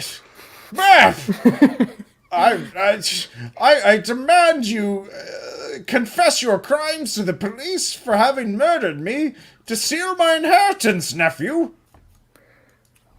Murder? What are you talking about, old chap? You're the one in this room with this little devil buzzing around, sticking people with needles and whatnot. Who the devil are you? I'm Reginald Darlington the Seventh, and I'll have you know that I know you're Darlington, and that you had me murdered to steal my inheritance. Your inheritance from me, to get it early, you blackguard. A very helpful man in a shroud told me so, and I very much believe him, and I won't be put to rest until you've confessed your crimes and are suitably punished for it. You probably be a hanging, unless they still have drawn and quartering as a execute. Do they still do that, nephew? Do they still draw and quarter murderers? I am not your nephew, sir, and in some instances, yes, we still do, but it's more for entertainment than for punishment, really. But it's sacrilege. Draw and quartering. It's a serious matter, not for entertainment. It's the majesty of the state, the monopoly of violence. I'll have you know, Thomas Hobbes wrote about the Leviathan, and your schooling is just miserable, nephew. Bully, I say. But did you say something about a man with a shroud? Yes, he's very convincing. And he told me and quite a few others that we'd all been unjustly murdered by our family. And these blackguards were all plotting down here on how to spend our inheritance on things like socialism and banning child labor and such nonsense, such wastes of our money. Those hooligans. How many of you are down here in this place? Oh, a good 8 of us. They said there were going to be 4 villains, and there were 2. There's another. Oh, my memory's a bit far. The man in the shroud was very convincing. Yes, he's a good Christian man. I could tell. Yeah. Uncle, I gotta say, I'm actually your nephew, and they did bring me here to draw and quarter me in front of you to appease your spirit. What? Well, I mean, well, I applaud your honesty. We need a magistrate, and to make it official, we can't. Yes, can't have, this gentleman is a magistrate. I point at the Commodore. Yes, it's true, and yes, your nephew right here is ready to atone for his crimes, but to atone, he needs more questions answered, more, I say. So yeah, with your social blathering, Commodore, you can get these ghosts to answer some of your questions as other ghosts of old rich people begin to appear and accuse you all of being murderous nephews and nieces and whatnot, trying to get the inheritance. I'm actually all of your nephews and nieces. Well, they're not going to believe that. No. Okay. Yeah. But the ghosts are blocking the way further into the base. If you can try and pass them, but they are angry ghosts, and Samantha does not look cool does not want to deal with these ghosts. She's looking a bit nervous about this. So is Empanada, to be fair. It is very cold. The room is quite cold. There's a natural breeze. The lights are flickering again. It's like a whole thing with the ghosts. So the ghosts are too Christian to outright attack you, but they're definitely going to harangue and probably curse you if you don't do something. Okay, so. now I think it's time for the Commodore, now that he's fully aware, to blather these people out of the way so that we can get out of here. So Commodore opens up his little pocket humidor, pulls out his finest cigar, and will begin blathering to try to get them just to move out of the way so that we can get out of this room fast. Okay. I mean, feel free to draw and quarter me. I can just be put back together in the next room.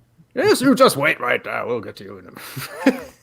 It's going to be very time. Well, I mean, you're going to have to be executed 8 times, one for each of these ghosts, when it's going to be very time consuming to do that. So that's a 1 + 3 superhuman. Oh yeah, that's really good. With a 4 superhuman, the ghosts are so you can either just convince them that you've already pursued justice, that it's all you're just forgetting. You've already avenged your deaths.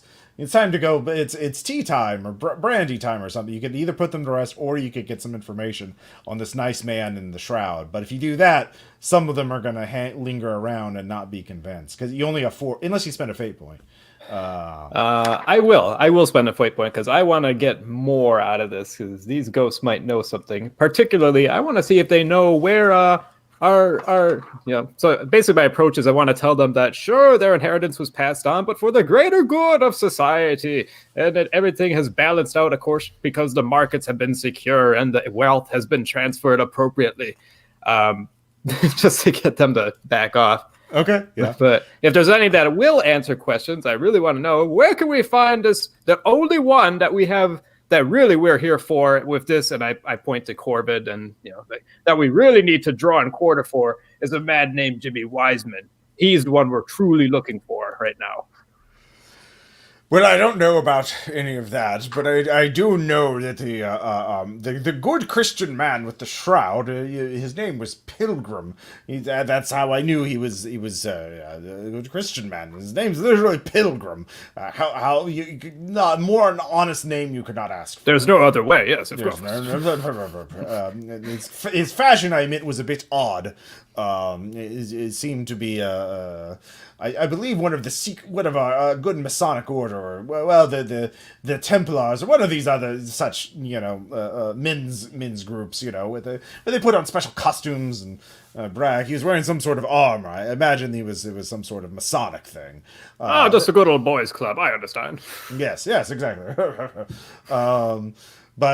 Yes, he put the shroud on, and he told us that he was very convinced that that our murderers were here, and that we had to curse them and haunt them so that we could get justice. But I can see now that he's obviously has been led astray himself, and will have to report back that after some brandy and cigars, of course. Yes, of course. Yes.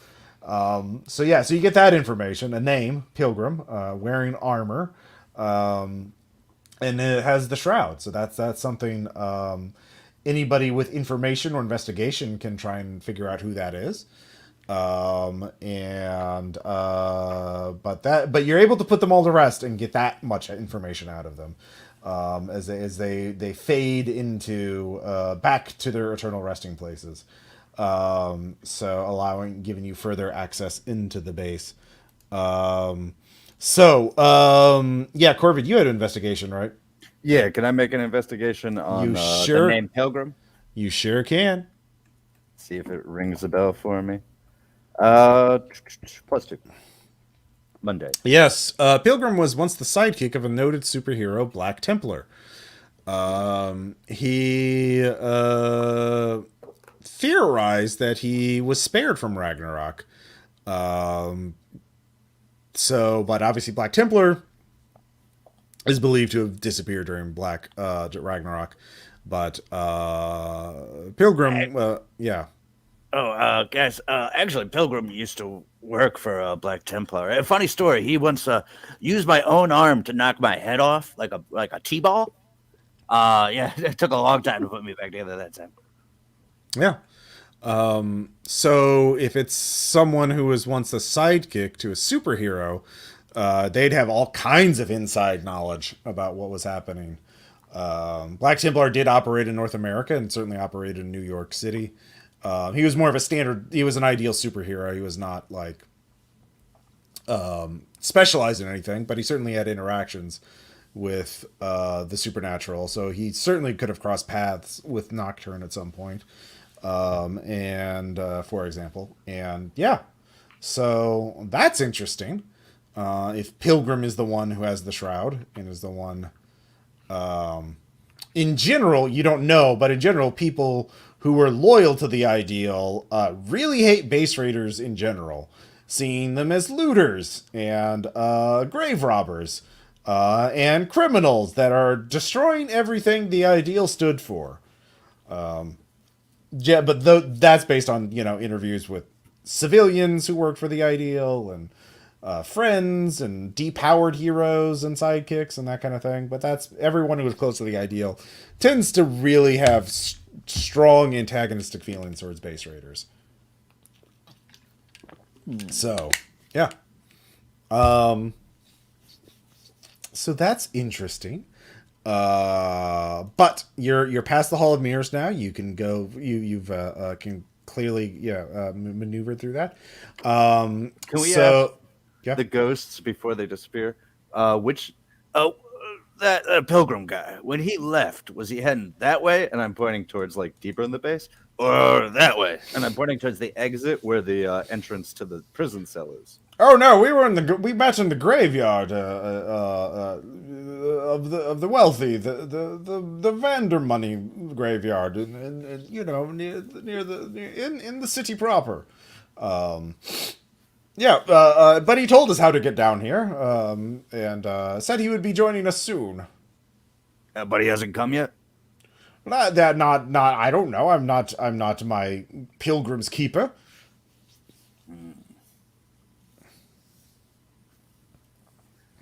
Would there be any? What kind of check would it be to see if there's any sign that anybody's been in here since Ragnarok?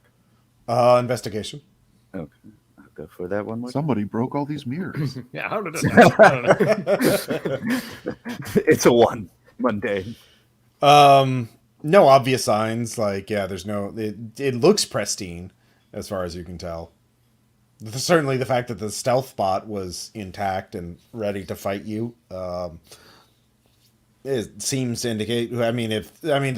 Pilgrim could have been stealthy enough to avoid it or knew how to bypass it entirely.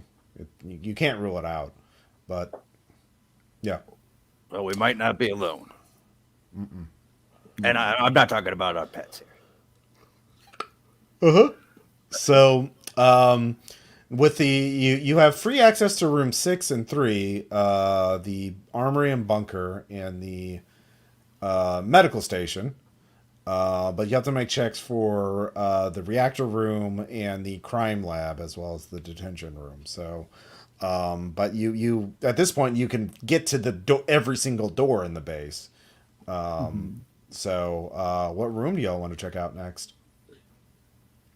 6 is Oh. closest. 6 Yeah, is I figure closest. 6. Can we have Okay. asked just to check off on the boxes? Those ghosts in the previous room, they hadn't seen Jimmy Wiseman's ghost. Like if we describe Wiseman, right? No, by this time they've already left. Okay, Unless you can make some sort of check to try and get that information out of them before they disappear. Well, I did ask, but then they talked about the pilgrim instead. So I Yeah, don't know yeah. if that was You anything. asked about the pilgrim by spending the fate point. You basically would by default it's like get the information or get them to leave. By spending the fate point, you got some information and got them to leave. Yeah, gotcha. Yeah. You do have the spirit rod. You can find out if a room has spirits in it. Yeah. So Corvid, if you have some, I didn't look at all your things. No, nothing to Okay. talk with the dead. I am dead. I don't talk with them. All right, fair enough. All right, so you open up the armory and bunker. Obviously, this little room is his home away from home. There's a bed there. There's thick layer of dust on everything. Well, actually, yeah, pretty good air circulation. There's a bench with gadgets half assembled and other tools. There is a locked cabinet with books in it, books of the occult. And crime fighting files. Not many. Probably most of them are in the crime lab. But there's some material here. But yeah, there's nothing jumps out to attack you, so that's good. Yeah, and there's also loot here, which we're not going to worry too much about unless you want to use it immediately. But using gadgets untrained is dangerous. So, yeah. Does anybody have decent arcana? I have it at really basic. I just have no plus idea what one that is. mundane. Yeah, That's me it. too. Looking over the books, could I just do a check arcana? Like, is there any theme or anything in particular Yeah. that might Go ahead and stand give me- out? Yeah. We're dealing yeah. with revenants. Mm-hmm. That would be a 1. Okay. This is like a standard reference library of like the reason why the cabinet's locked is these are like a standard reference library for the serious occultist. Like there are books on demonology and summoning that you could actually use. Like these books would actually be pretty valuable in the black market. You could do some damage with these books, but these are not like extraordinary on their own. They're like a 3 out of 5 in the Necronomicon rating, if that makes sense. So yeah, you're not able. I mean, you'd have to spend time to flip through them, see if there's any handwritten notes or marginalia or shit like that. You'd also have to break open the cabinet because it's locked, and you could risk damaging it. But yeah, so if you want to like physically search them, you're just looking at the spines. Yeah. All right, I'll do a burglary check and try to break open Yeah. the cabinet. Okay. So that's at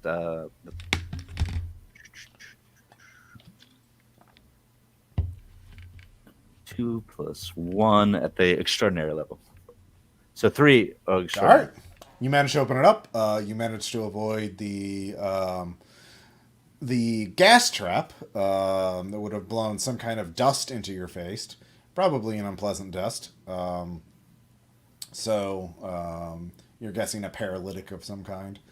But you managed to get open to the books and flip through them.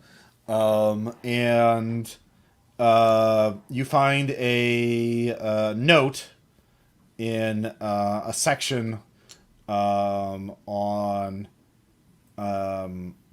the transference of souls. Judging from the notes, apparently he was very interested. You think that the person he was trying to figure out how the repeater worked, why it was so powerful, and it's clearly like the person who became the repeater was somebody with occult knowledge, and as they lay dying, they enacted a ritual to become undead and get revenge. But because they were dying, it was flawed. And so while there's the motivation to get revenge on a specific person, the system works too well. Kill person, gain energy. Kill person, gain energy. there was no way to shut it off.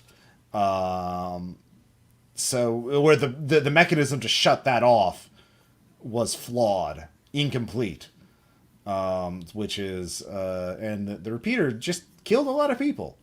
So he was speculating on how to short wire that or to finish the mechanism to turn it off forever. But these notes are incomplete. I explain what I do get out of those books, and then I'm like, So, do we think did Nocturne disappear in Ragnarok? I wasn't very aware at the time. Yes. Well, if Nocturne disappeared in Ragnarok, do we think Jimmy knew this spell? Because it seems like somebody was trying to transfer souls. No. Okay. You think that basically this was him trying to figure out again how the repeater worked. Got it. Yeah. So basically his own background research. So sorry,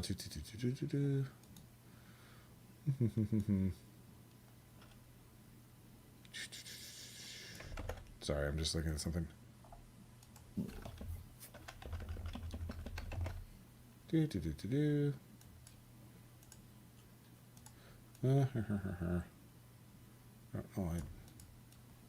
This didn't get all in here.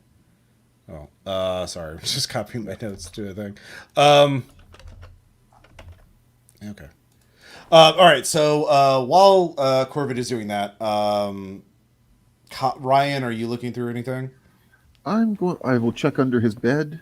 Okay. Actually, I will just move his bed. Okay. I've been told there is a secret escape hatch here. Oh yeah. You don't see anyone visible, but there's probably a hidden door or a panel somewhere. So how do you want what kind of skill check do you want to use to try and figure it out? Notice or secure. I think probably gonna go back to Muse of Progress. Okay. Just go ahead and give me a roll. Dicebot says, "Oh, for God's sake, Dicebot!" +1 superhuman. +1 superhuman is enough. Let's see. Take that, Dicebot.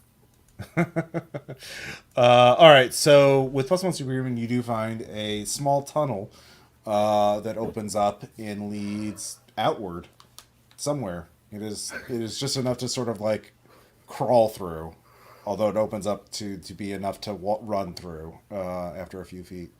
So you can see that there are mining charges, explosive charges buried in the walls, so that perhaps if you use it, it'll trigger, so that it's not even like you'd have to disarm those if you're going to be able to leave the base through this entrance and come back. Mm-hmm. Right. So yeah, you found the other entrance or Okay, exit. well, let's all keep this in mind. Okay, very good. So while you're doing that, Commodore. I'm just looking around to see if there's anything of fine antiquity that might be worth value, or it could be used to punch a ghost in case that were to come up. Do you want to spend a fate point, or do you want to gain a fate point? Ooh, free fate point. I want to gain one, of course. Okay. Yeah. So, what are you looking for more? Something valuable or something to punch ghosts? I think the Commodore would just be more drawn to something valuable. Okay. There is a small statue of a screaming human face that appears to be made of jade, entirely of jade. Oh, from the Orient. This is promising. Okay. I'll have to pick it up and examine it. Yes, you pick it up and examine it. Give me a resolve or willpower check. How does it taste? I'll let you know after it kills me. So that's a 0 on resolve. Okay. All right, so that is going to be 5 mundane in terms of mental stress. Good God. Okay. Yep. It is very stressful. Well, wait, 5 minus what? I just got 0 total. Okay, yeah, so 5. So you take 5 mental stress. So that'll fill in your 3 and your 2 bucks. Yep. So, yeah, it's haunted as fuck. What horrible thing do you see when you pick up the jade statue of the screaming face?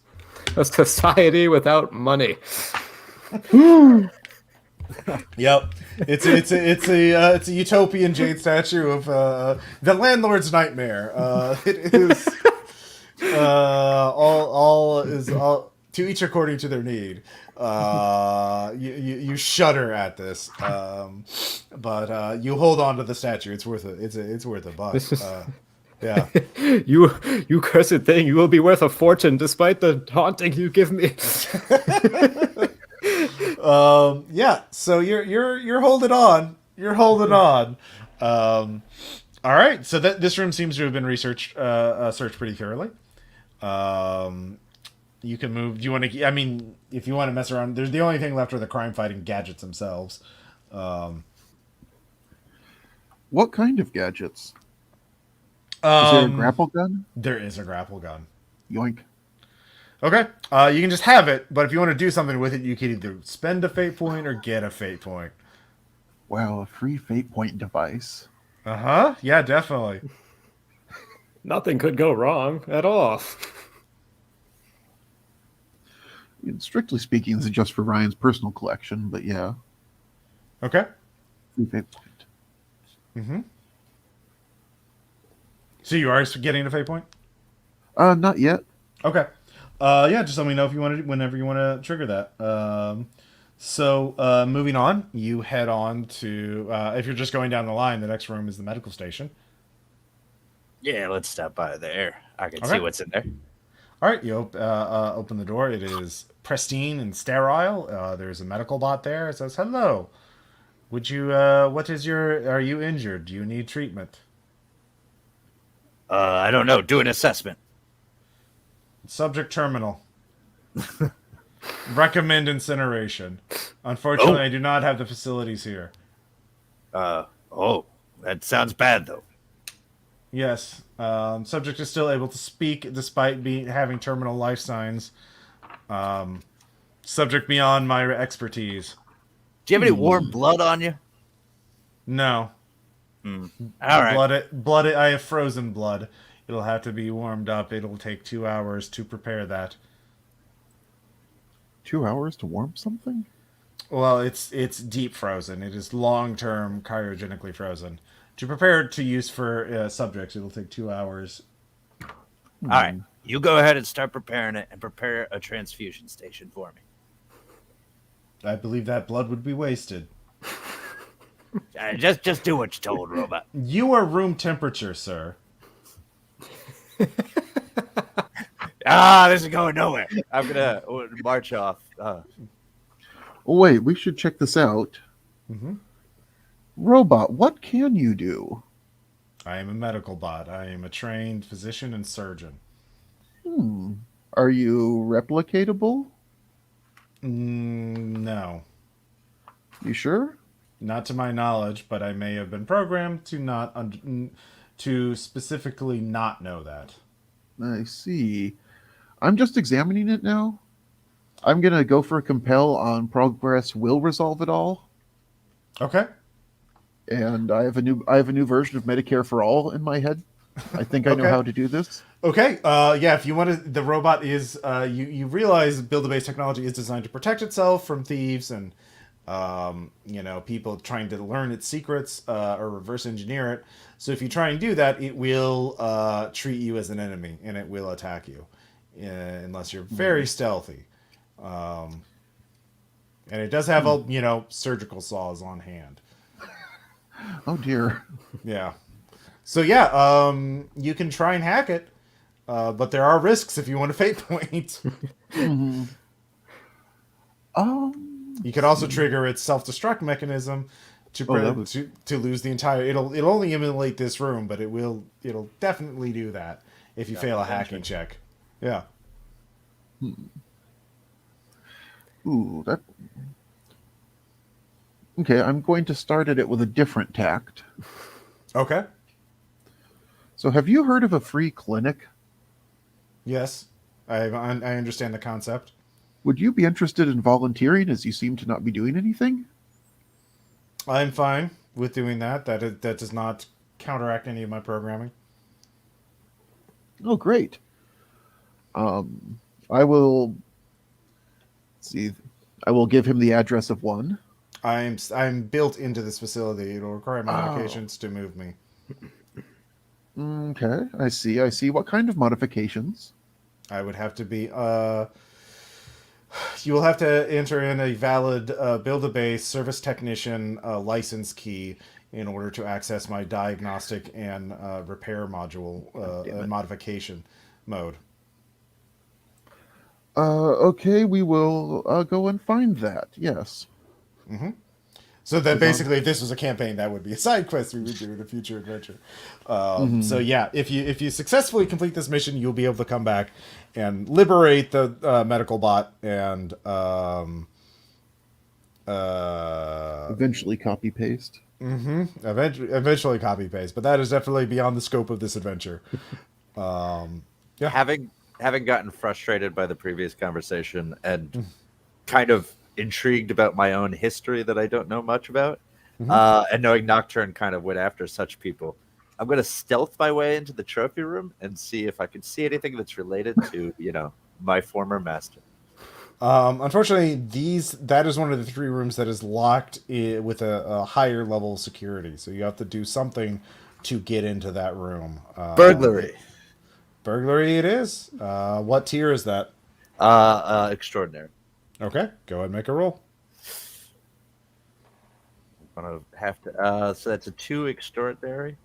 If you spend a fate point, I was gonna say, yeah, I'll spend a fate point. All right, what aspect are you activating? The heart tells tales. I actually kind of have memories of being in here when Xavier tried to take over this place once. Okay. All right. Yeah. So yeah, apparently there's some shit went down in this space multiple times, and it was different, but yet the same or similar. And you managed to bypass that and open this door up inside the trophy room. There are numerous trophies, as you can see from the art. There's also a very large crime computer. And more occult texts. What are you checking out first? I mean, do I have to do anything since I got through to disable the security? You disable the security with Okay, so they can come in afterwards. Yeah. Is there anything that triggers in my head or triggers a deja vu thing that I feel I like will connected to? say for free, there is something unnatural in this. There's an unnatural aura in this room. A lingering darkness. You cannot pinpoint. It sort of permeates the entire area. But yeah, there's something up. Also, the crime computer clearly is the central database of all of the secrets. You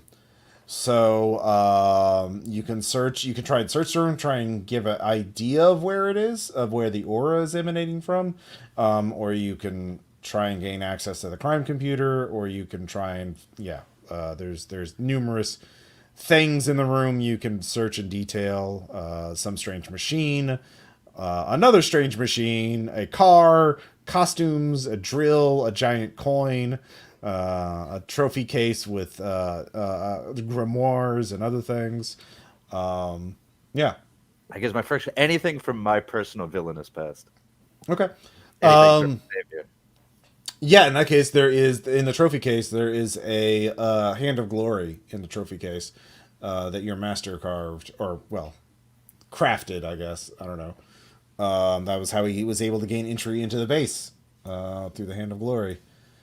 Yeah, it is a deactive glory, but you can open up the case and examine it. And if you just want a fate point, I'll just say you have flashbacks to memories that are really interesting to you, but have no practical purpose to resolve this adventure. Sure. Okay. So we'll get. That's all I'll do there. I blank out for a while. Yeah, you're just blanking out and having a very vivid flashback. So it's very important to you, though. Your birds are both cawing ominously as you are remembering. Meanwhile, Commodore, what are you doing while Ryan is talking to the bot, and Corbin just kind of disappeared for a second there. He kind of wandered off. You do hear a door open further ahead, so you're guessing Corbin gained access to room 7 or 5. All right, so just to be clear, Ryan is deep in conversation with his plans for socialized healthcare or something. Yeah, he's interrogating the robot. All right. Well, I will- actually, you know what, Commodore, you're not doing. You can give me a free alertness check. this will go well. Let's see. I actually got a 1. You hear in the distance echoing footsteps or loud sounds. Coming, you think, more towards the entrance. Like really, like it must be really loud if you can hear it all the way from where you are, because you're at like room 3 or right outside room 3. Oh, good heavens! I'll go and look and see. Maybe shut the door. Okay, so you wander back towards the Hall of Mirrors. In time to see in the you can hear in the distance more, woo, yeah, just a bunch of grunting people, and occasionally great parkour, technique, extreme. It's getting louder. It sounds like a group of people running and jumping and bouncing off the walls coming towards you. Oh, good heavens! All right, that can't be good. Ghost friends, friends of my ghostly friends, are you still here? No one answers you. Oh, you put them to rest. They're yeah. Well, I will scurry back and I kind of like tap Ryan because and his little capybara friend like we need to. There's people making weird sounds coming this way.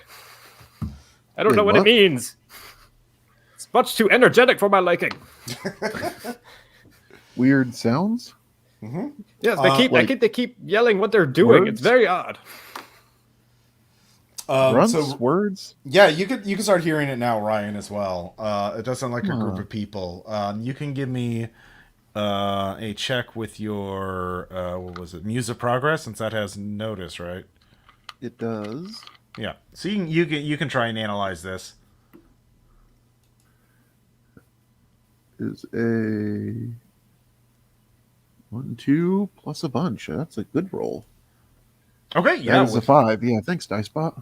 With a 5, you're easily able to figure this out. It is it gives you the data and it gives you an answer, but the answer is kind of confusing. The answer is that there's a group of people doing parkour and athletics, systematically searching the entire Hall of Mirrors, making their way towards you. They're running off the wall, doing technique, doing backflips and jump flips. But with a 5, you're also able to tell that they're all room temperature. That was relevant a minute ago, I think. Well, that would be indicating that they are not alive, but able to do extreme athletics. They could just be very cold. Yeah, sure. Definitely. The room could be very hot. The room is definitely not very hot. Now you can try and close the door to the Hall of Mirrors to buy yourself some time, or you could confront them. I feel like closing the door is a smoother solution. Okay. Makes me look cooler. Yeah. All right. With that, you can give me another Muse of Project to see how well you can secure the door. And 1, 2, 3, 4, 5, 6. Damn. All right. You also have repair and dismantle on it too, so that's really useful. Sturdiest chair to lean against it. Yeah, you can basically they will have to break the door down entirely, and this is a reinforced security door, so you can see there's a bunch of undead athletes they're dressed in athletic gear, t-shirts and shorts or tank tops and shorts. And they're all very undead, and they're all screaming about winning the big game. Our team is number one. Screaming about how great parkour is. It's quite odd. We're gonna. Well, one of them says, "When we win, we're gonna come back to life." Yeah, woo! It's a great obstacle course. Commodore, do you know these guys? I know of no one dead or alive that has this much unpossessed energy. It's very unsettling. Mm-hmm. Perhaps we should find our own undead friend. Where did he wander off to? He might have some suggestions for how to handle this predicament. Where did he go? Meanwhile, Corvid, what are you remembering? It is the most haunting and dark revelation. It turns out my master, the one who gave me purpose in my life, he's the one who killed me originally and created me. Shocking, I know. Well, shocking to Corbin. Okay. So with this mind shattering, Xavier Core was a bad guy. he was a bad guy. In time for Commodore to grab you by the shoulders, like, "Good God, man, what are you doing?" I assume something to that degree. Yes, quite. Yes, perfect. You'll never believe it. My master, my creator, was a supervillain.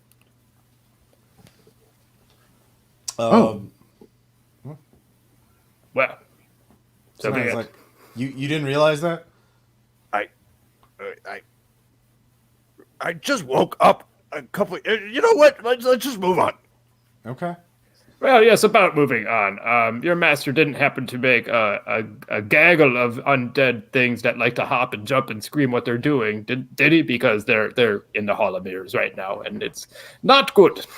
Not good at all. It's entirely possible. He loved his theme units. I was part of a bird one, obviously. Not to your knowledge, no. Well, not that. We did have pirates, though. I remember pirates. I remember clowns. I remember horrible mimes. There were a bunch of others. I don't think that helps us right now, though. Okay. Yeah. So Samantha looks at the crime computer. Is like, "Ryan, you're good at computers, right? Because the technology." Yeah. wanna- I'm great at that. Do you want to maybe access that computer?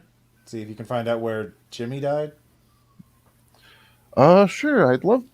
Yeah, I don't see any outlines out here, so yeah, I'll just check his computer. Okay. Which I know how to do as a base raider, obviously.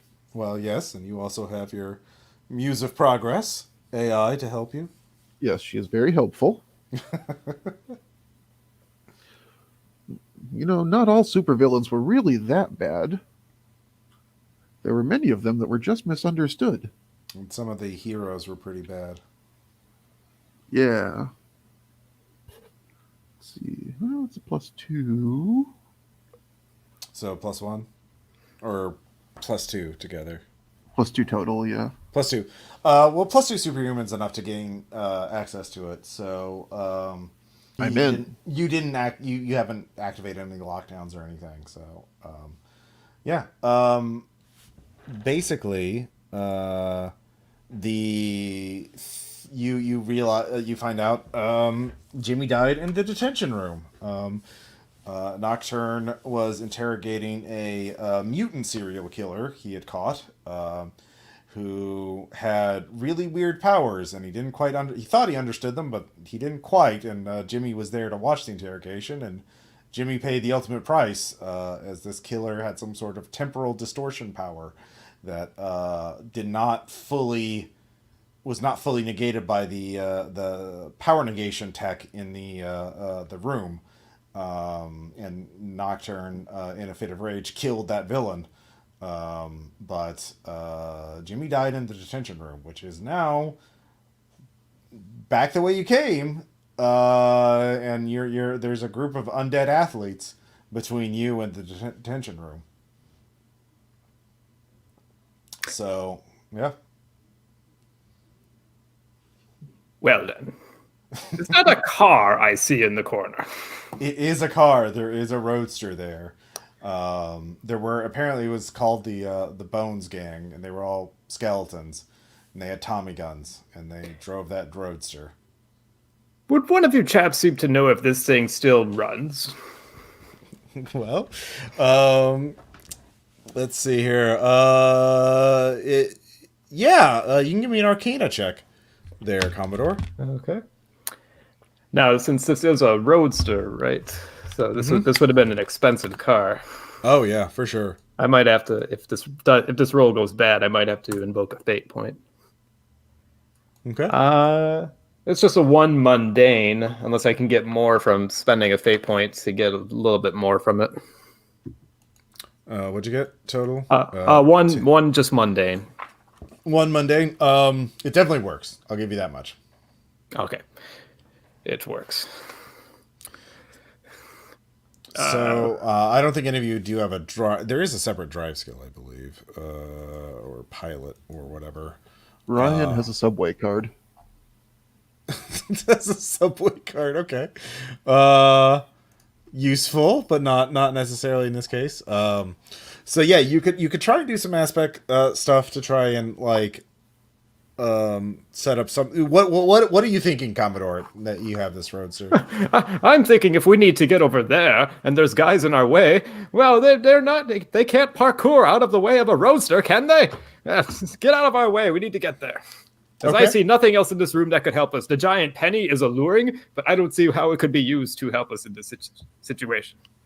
Your other thing, of course, you could try and use. I mean, that is one way of doing it. I mean, there are other possible ways, but yeah, you can drive the corridors are wide enough. You can get it there, position the car in front of the door, then basically put a brick on the accelerator, and then Ryan, you can remote open the door. So it slams into them, you can do that. That'll take a little bit of time, but that's you do have time. So go, yeah. Have any of you guys tried talking to them yet? I mean, you living seem to jump real quick to the killing us undead again, over and over and over. I mean, what are they here for? I don't know. I just closed the door, man. All I heard was some hooligans scurrying about and jumping and yelling and stuff. Do you really think that they're up to any good? Do you really think, knowing that there's enemies here that are trying to get to Jimmy Wiseman first? Fair. And I could be horribly wrong. I don't know. I just want to touch that penny. Let me go talk to him real quick. Okay. So I'm gonna walk out, and try to talk to him. Well, there's a PA system, so you can talk to them without having to open up the door. But if you, so you can just talk to them, but like if you want to convince them to do something, you'll probably have to open the door. Well, I was gonna say, can I see them in the video? Yeah. All right, can I use my my skill that has disguise to try to make myself look like one of them, being a zombie myself? Sure. Yeah. Yeah. And I'm gonna make myself look like them and start going, get that parkour, and run out there and just try to look like I'm part of their group. Well, they're trying to get out of the Hall of Mirrors into the hallway that you're so if you open up that door, they'll pour through there and run past you. Okay, then I will go. I'll hide in the what's the name of the room? Room 6. Use stealth, and then if they get past me, I'll join their group. Like stealth. Okay. Join them. Okay. And the rest of you can lock yourselves into the crime lab room. Okay. So yeah. I want to check out the costumes and just go about the process of looting.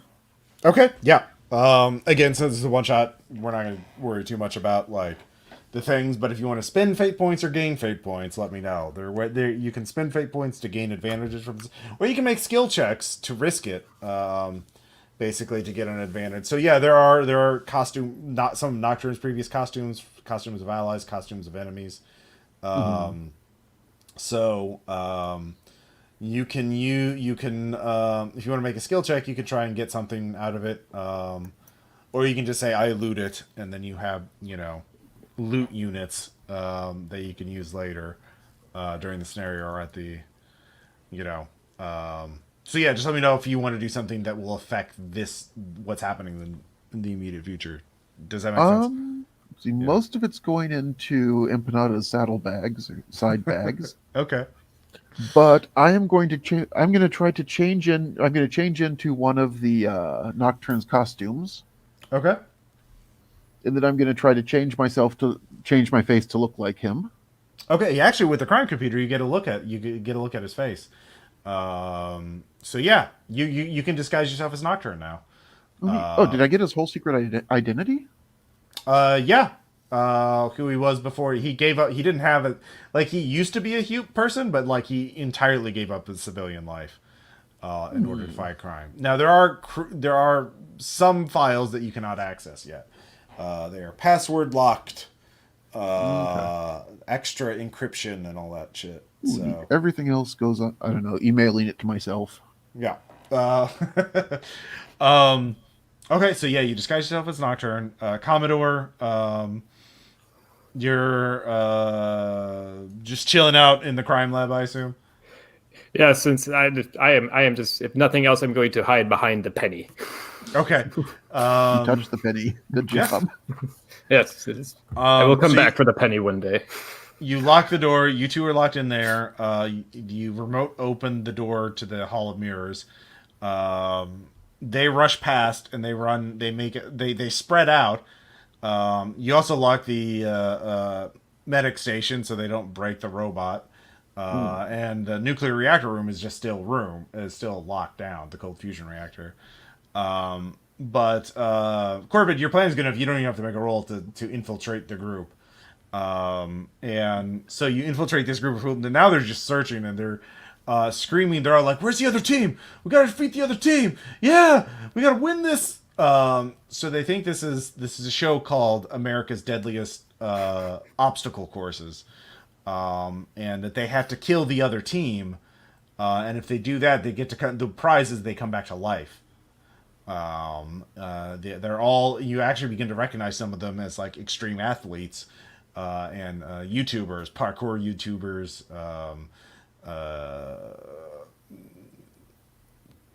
professional climbers, other people who've died tragically because they were too extreme. But somehow they came back to life as undead. And their sponsor, Mr. Pilgrim, is cool head shroud, man. It wicks moisture, you can tell.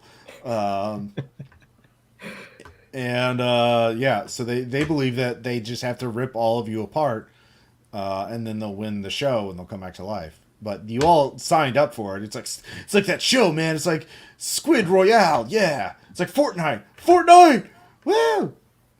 Yo, So, man, that other team is a bunch of beta cucks. I know where they are. They're hiding out in the locked room at the end of the hall. Come with me. And I lead them towards the reactor.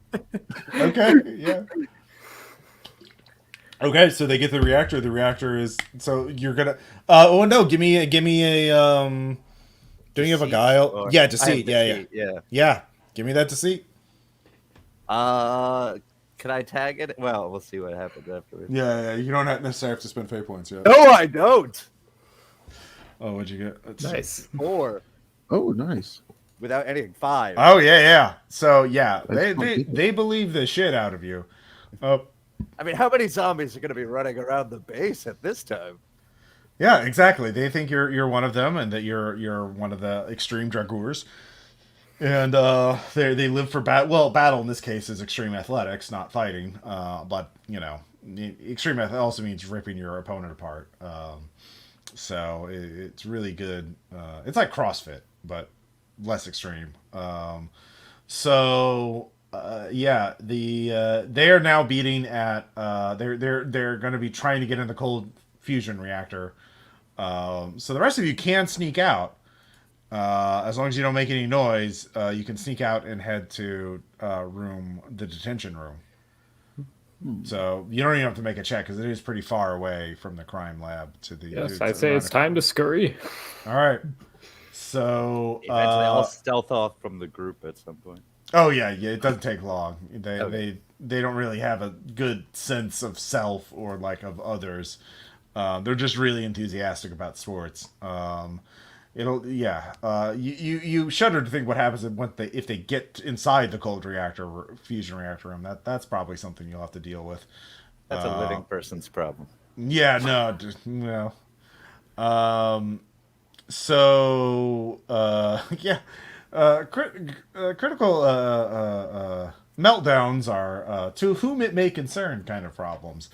Um, so, but yeah, Ryan, you need to disable the elevator so you can, or lower the security on the elevator so you can get down to the detention room. Okay. Dice pot. Keep bringing the blessings here. And that is a 3 superhuman. Yeah, that's enough to get the elevator. So you all go down. And Samantha can begin her seance. So, yeah, the room, the lights shutter off and basically becomes a black void. Except for you can all see each other clearly, as though you are all well lit in an infinite black void. So everyone can give me a resolve or willpower check. Let's see. Fortunately.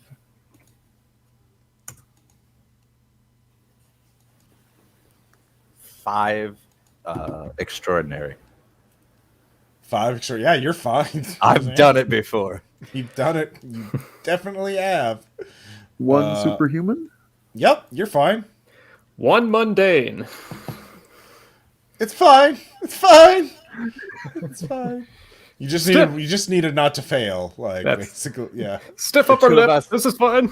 Yeah. Ryan and I are literally yawning, and Commodore's like breaking down, nearly breaking down. Yeah. So the spirit of Jimmy Wiseman appears. His eyes are black voids, but he appears as he did in life, except his throat has a very large hole in it. Yet I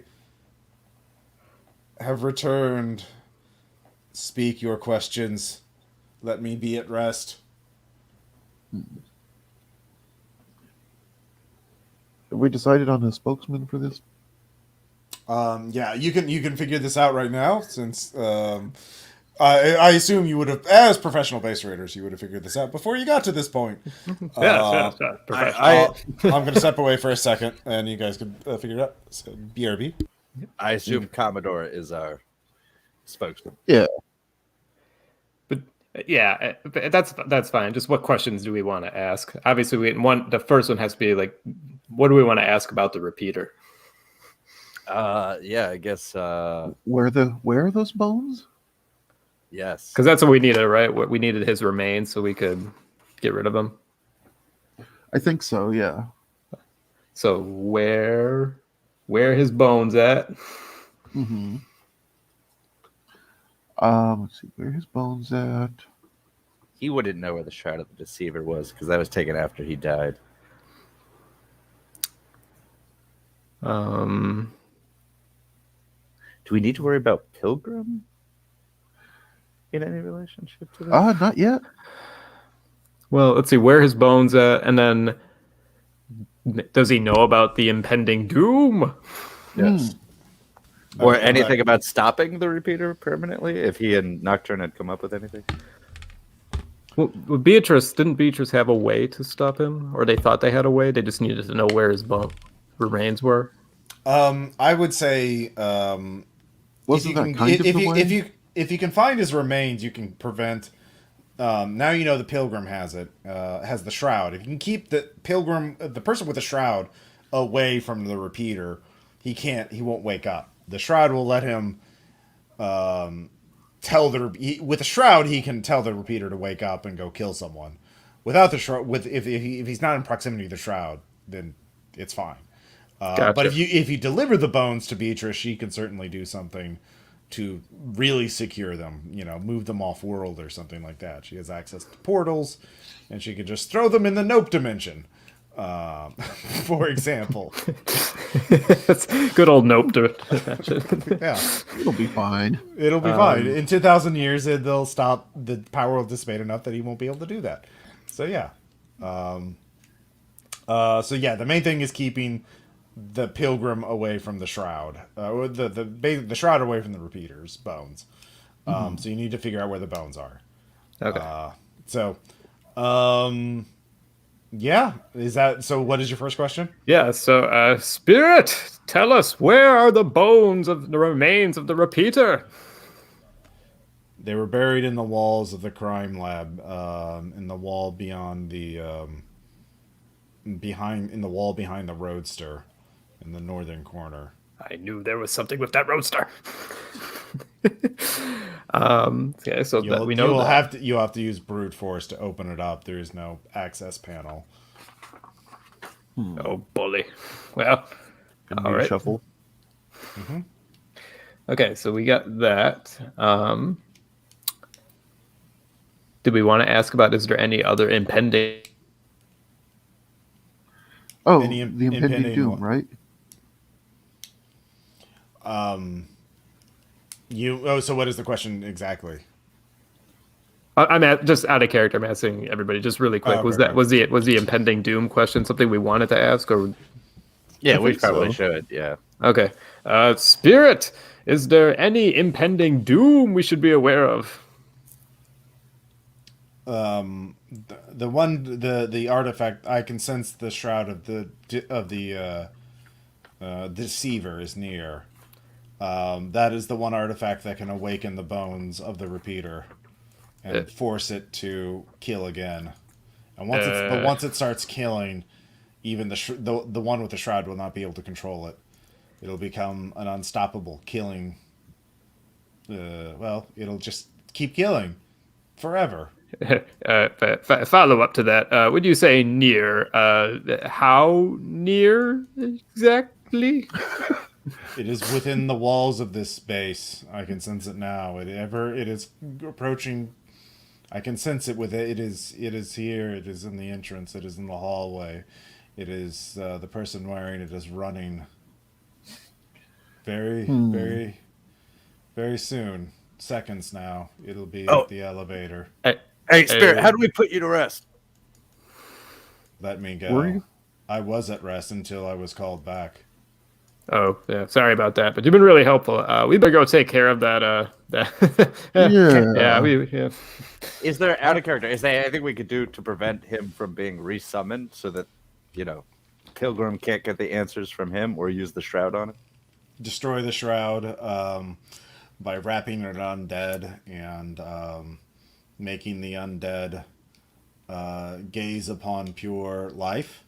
The contradiction will harm the undead and destroy the shroud, or take the bones off world. He will lose its power. Its power will dissipate if he goes off world. Well, And The void starts getting darker and darker, and we all begin to hear a scratching sound in the distance. Oh dear, Samantha, is this your friend approaching? Are we done?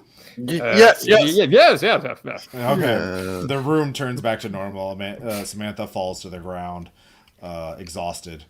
It's fat. It's picking up on my scent faster, but it couldn't zero in. I'm pretty sure. Well, guys, we're all about to have a visitor. Should we deal with that? Yes, I we mean- should. Let's scurry back up. well, Can I didn't he say he stealth was going to by the elevator? door? Yeah, can I stealth to by the door so that when it comes in, I could just grab him? Yeah, you Wait can around try and the do. Yeah. If you wanna have the confrontation here, yeah, in the detention room.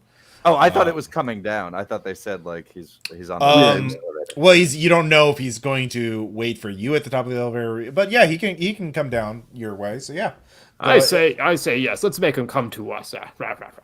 okay. So Corvid, give me a stealth check, and this will be opposed. I'm gonna spend my fate point to reroll that. Okay. Much better. 3 extraordinary. 3 extraordinary. Okay. All right. Let's see what he gets. That is going to be That is going to beat you with a 4 superhuman. But he has used his loot of heroes to give himself notice plus unusual. So, so yeah, he has a high-tech goggle, so he does detect you. Pilgrim comes That's the in. thing I want to do too. Yeah, go ahead. What do you want to do? So you said we know he was Black Templar's sidekick. Is his name known? Yeah, Pilgrim. No, like his name. Oh, his real name. Give me another investigation or research or networking or something. Dicing. 0, 0, -1. I guess that'd be Muse, 2 superhuman. Yeah, Ray Hooper. Ray Hooper. Okay. Let's see. And were there any? Did Black Templar and Nocturne ever do anything together? Like that people noticed? Yeah. Cool. I'll just make the incidents up. Cool. Yeah, you can just make it up. Yeah, they were obviously allies. So yeah. I should roll a disguise check Mm-hmm. for my what do you call wood metal. Mm-hmm. 2. That's a good start. 3, 4 superhuman. Okay. All right, let's see he will need to be very high to beat that, and he does not.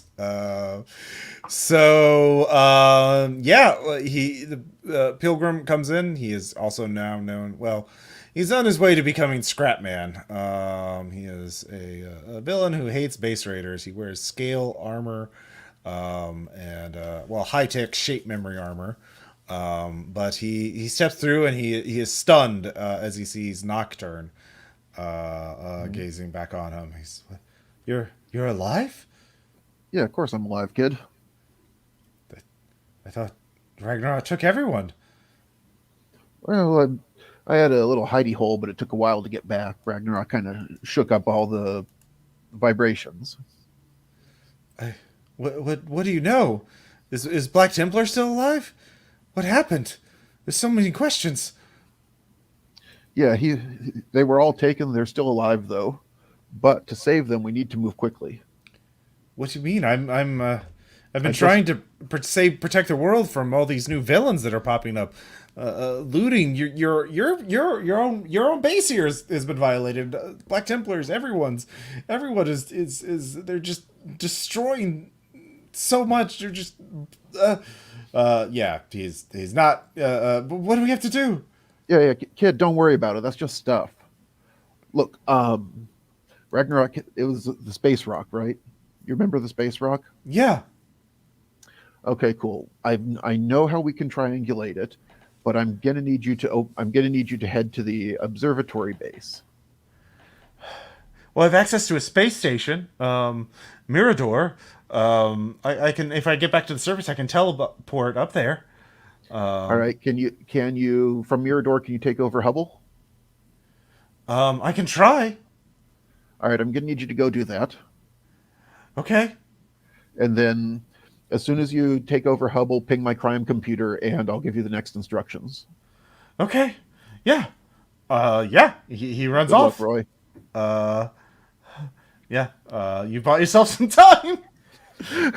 He's gonna be real fucking pissed. I give Ryan a cigar. That was excellent, old chap. Yeah. Let's get those damn remains. We're good professionals after all. Yep. There's only one real problem left, and that's getting the remains out of the wall, which is a reinforced wall, without alerting the Dragoor extreme athletes. Well, there's also getting them out of the wall. Yeah, that's what I mean. Getting them out of the wall, just period. Yeah. Now there are a lot of crime fighting gadgets around, so somebody could spend a fate point to get access to something that really dangerous, like a plasma torch, or a high-powered plasma torch or something. Really high-powered plasma torch. I'm fine spending that fate point. I think I got one left. I am flush with fate points, but I kind of just want to get more. Okay, so there's all kinds of gadgets between here and the armory. So you tell me what you want to find and what skill you want to use to cut open the wall in a way that will get the bones without alerting the Dragoor. Or if you want to do something else to keep the Dragoor distracted. Because if you use explosives, that'll 100% draw them near. They'll definitely hear explosives. Yeah. I want to aid by going back, rejoining the group, and just yelling out parkour cheers as loud as I possibly can to cover any noise. Okay. I like that. Yeah, give me Excellent. another deception check. If you get at least a +1, you'll basically, keep them 100% distracted. 3 mundane. Yeah, that's enough. Or you could tell them that the thing they're looking for is downstairs. Oh, in the detention room? Yeah. Okay, yeah. You could tell them, you could try, and then turn the elevator off and trap them down there. How will an athlete ever get up an elevator shaft? Yeah, well, they'll have to rip open the bottom of the elevator. They'll have to go through the elevator to do that, which will buy you some time. It'll be good parkour for them. They'll have to climb and stuff. It'll be Oh good. yeah. They'll have to wall climb. Yeah. I'm not opposed to doing that, but just so you guys know, when that pilgrim guy comes back, he's gonna be pissed and he's gonna head back downstairs, and then there's gonna be a fight, and one of the two groups ain't making it out. As long as you're okay with that, I'm down. Well, no, Pilgrim is the one with the shroud. He'll be able to convince him of anything. Oh, that's true. Oh, geez. yeah. Okay. Yeah. Wow. Yeah, it's That's really my good. good He didn't realize. Spies or Yeah. other zombies. Yeah, he could have totally controlled you if he knew what you were undead. But he didn't. He was really distracted for some reason. So he didn't think to use it. But anyways, all right. So who is finding an artifact or a gadget to open up the wall? Ryan, were you doing that? Or was that Commodore? I want to do a thing with the computer, but I also want to hurt myself with a gadget. Well, I could find the gadget if you want to use the gadget. All right, yeah. Commodore, do you want to gain a fate point or lose a fate point?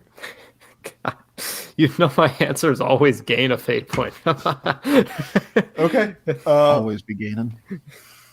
All right, so you find an experimental alien device. Nocturne took off. It's there's a piece of tape on it written on Sharpie. It's called reciprocator ? In parenthesis. Oh, this sounds expensive. Must be good. Yeah.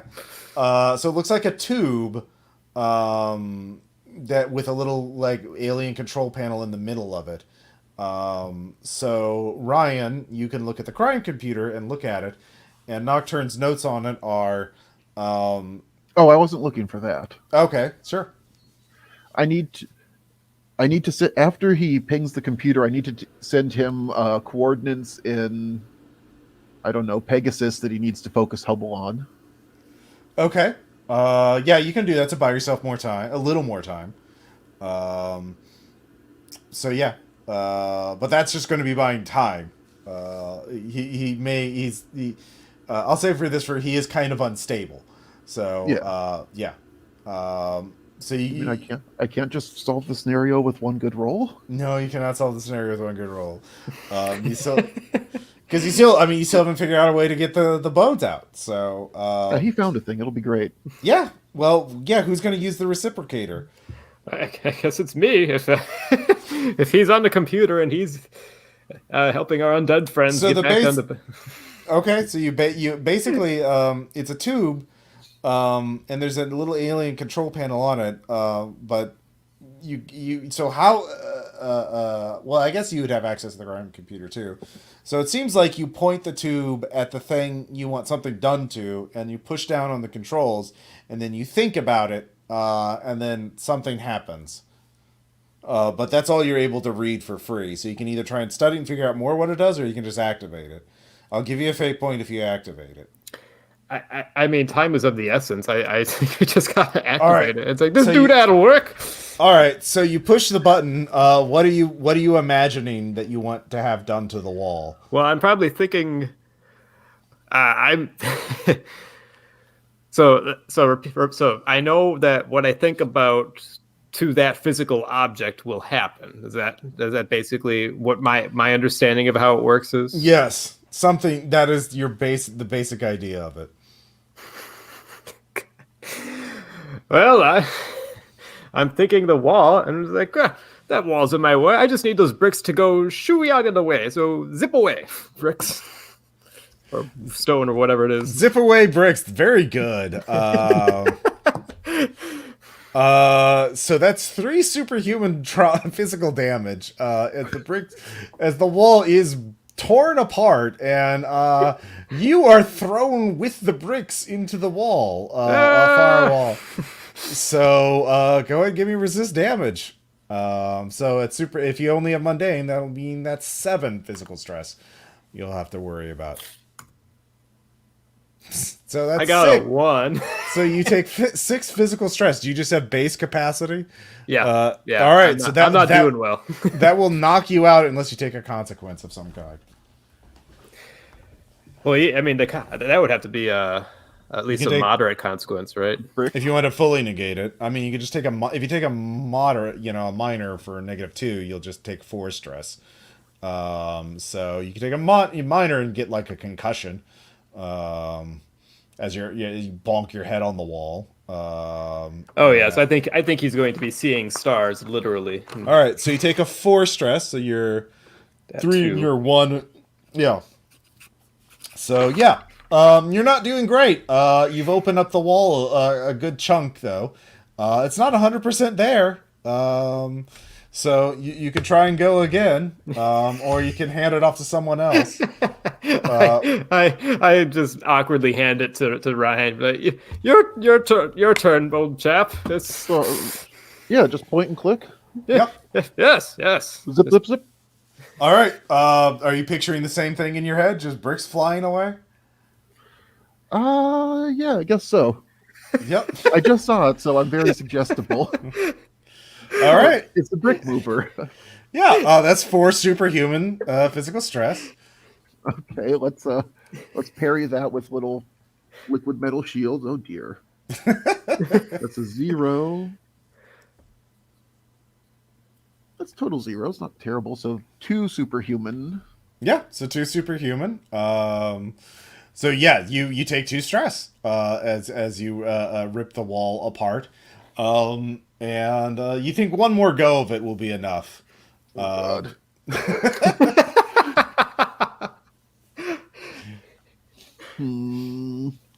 One more, you say? One more. Take one more hit, and you can do it, or someone else can take one more. Can I do it from behind the penny? It doesn't seem to matter. The reciprocating saw targets the user. God damn it! It's right in the name. Yeah, it is. It is. I did give you a hint there, a subtle hint. If we both do it at the same time, do we absorb the damage together or to negate it? That's a good question. Worth experimenting for sure. Yeah, okay, I'm down for finding out. All right, with our powers combined, we can try. All right. So that's gonna be 6 superhuman physical stress. How do you want to divide that? Yeah, actually, no. I'll just divide it evenly. Each take 3 at superhuman. All right. So that'll be 7 for you, because you're resisting the Monday. 7 for you, Commodore. Yeah, let's see here. So, damn. 4, 5, 6 for me. I think I want to re-roll the. Yeah, probably. Yeah, I got 5 fate points. I'm spending 1 to re-roll. Mm-hmm. Yeah, no, -3 or 4. You re-rolling is better. Yeah. I too am re-rolling for Dicebot. Why? Dicebot wants blood. Dicebot gave me some pity. Yeah. -2, So 0. So that's just another 3, I think. Yeah. Well, if you get a 3, that you took 3 superhuman stress, so you absorb it. Yeah. So Oh, unfortunately, no. I mean, I got a 0, so that's just 3 more stress. yeah, 3 more stress. So that's your 3 box filled out. So No, you have 1 4. stress left, I think, unless you have extra boxes. I have an extra box. Okay, so you have yeah. So but Commodore, that's 6 more stress, and you only had 1 left, I believe. Yeah. So I need to take a pretty major consequence here. yeah, or it could just be knocked out for the scene. It's up to you. Actually, I think Commodore's done. I think he's been hit too much. Yeah. Yeah. Yeah, he's a social character. So Commodore goes night bye, but Ryan's able to get the wall or get the bones from the wall. That was the source of evil in the room. You're able to signal to Corvid to get back, and with Empanada and Samantha carrying Commodore, you all manage to limp and get back into the tunnels before Pilgrim returns. Empanada growls at Commodore. Yeah. Why? He doesn't trust the rich. Oh, okay. Yeah, no, that's fair. That's fair. Commodore takes no offense. He is passed out. He would build a house in Nordelta. So Beatrice is able to get the bones moved off world. They'll dissipate very rapidly there. And so the world is safe from basically an undead, basically like a shark, just kill and absorb all the energy and keep killing. And it would have been really bad. It wouldn't have been like world ending, but it would have been like an extra 100 people every day are getting murdered just for the rest of time or more. So that's just something to deal with now. There's just like this basically like Jason Voorhees type killer, just killing dozens of people every day, and nobody can stop him. You blow up his body, that just gives you a day off, basically. So yeah, an engine of murder. And Bill, I mean, that's after it would have waded through the underground market, and the underground market would basically like every day we have to kill this guy. Yeah, it would have caused the collapse. They would have had to relocate out of New York to escape it. So yeah, that would have been really bad. But Beatrice as basically gives you priority to Nocturne safehouse. She'll give you some help to deal with those extreme athletic dragoons that are. Actually, we kind of got along. I traded numbers. We're gonna start a running group. All right, yeah. It's hard to make friends as the undead.